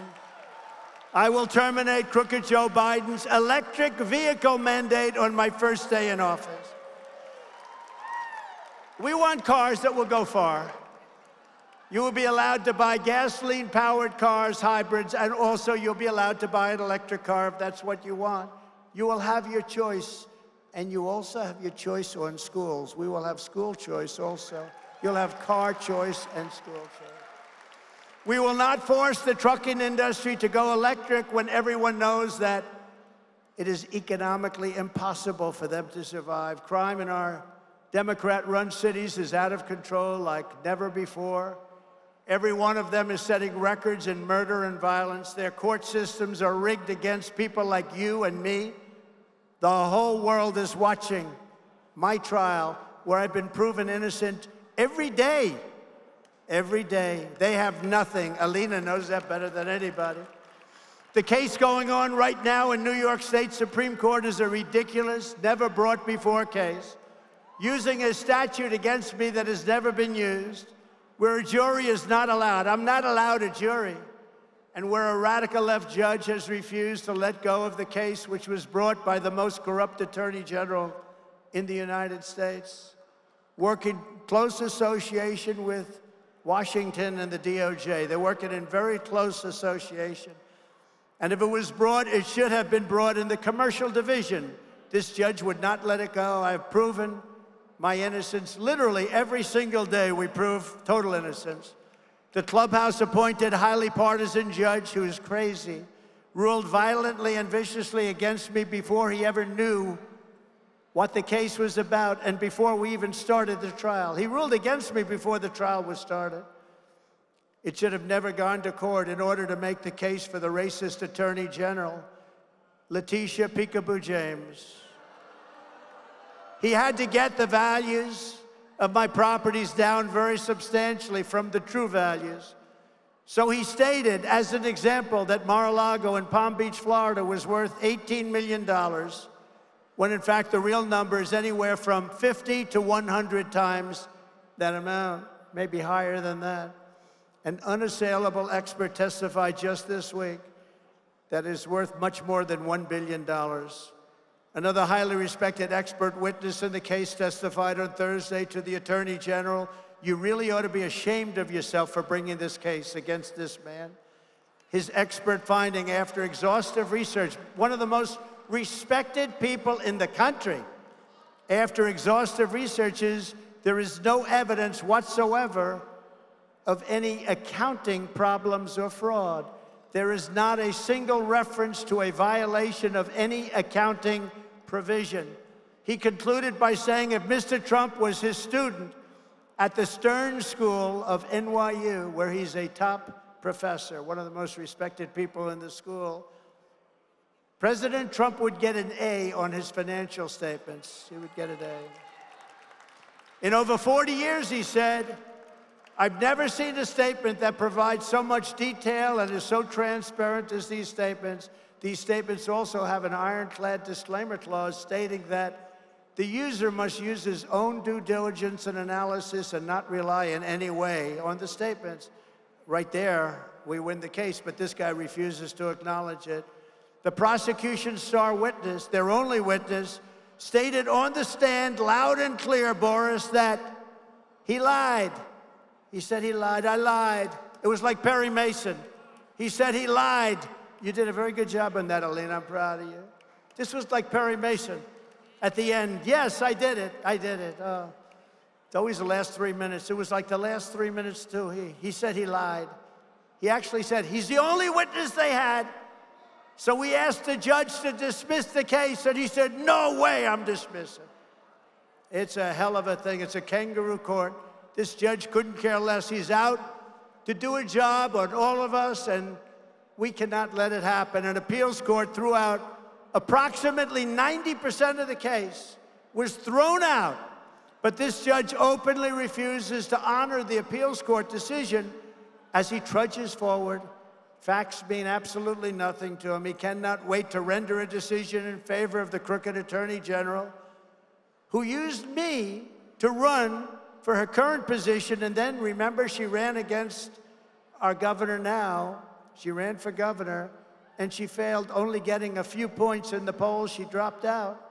She then went back to the Attorney General's office stating that she had something very big to do. You know what the very big is? Me. She's a vicious lunatic. She's an incompetent. You know, as everybody knows, she was the one, she sued ExxonMobil in 2019. Letitia James, in a much-watched legal battle.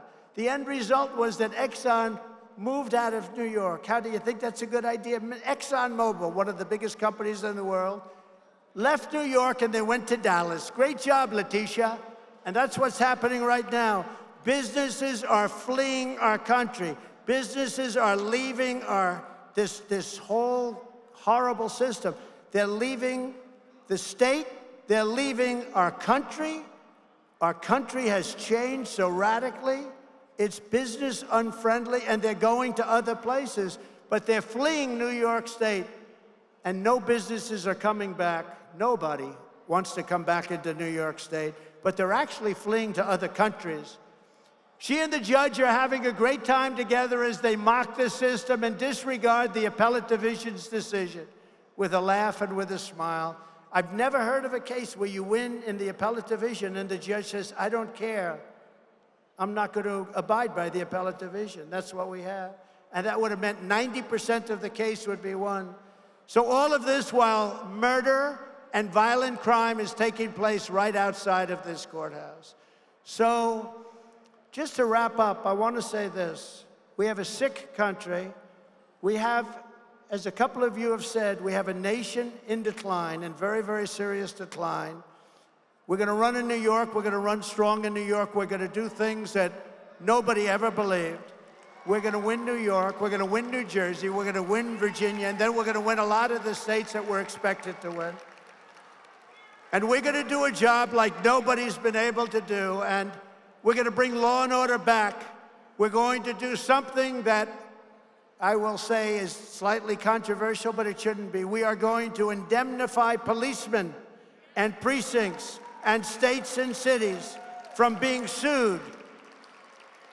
We want them to do their job. Our police and law enforcement has to come back, and they want to come back, and they want to do their job, and we are going to indemnify them so they don't lose their wife, their family, their pension, and their job. We are going to indemnify policemen and law enforcement, and we're going to tell them to get out. We love you. Do your job. So I want to thank everybody. Mr. Mayor, I want to thank you very much. I want to thank everybody for being here. This is a record crowd. This is a record time. We're going to be back in New York a lot. We're going to actively campaign in New York. We are going to win the election. We're going to win this great state, once great state. And with you at my side, we will demolish the deep state. We will expel the warmongers from our government. We will drive out the globalists. We will cast out the communists, Marxists, and fascists. We will throw off the sick political class that hates our country. We will rout the fake news media. We will evict Joe Biden from the White House. And we will finish this job of making our country great again, once and for all. Thank you very much, everybody. Thank you. Thank you very much. Thank you. Thank you.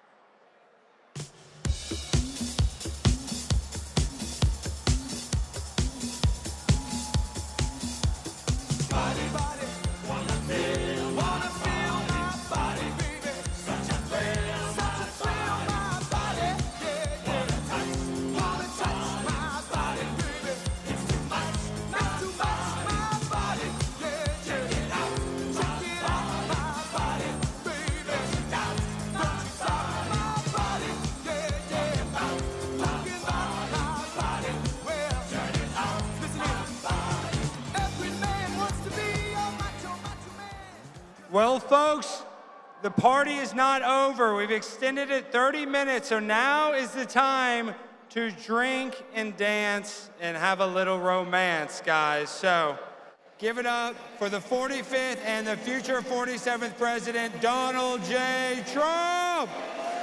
Now let's go out and party, guys.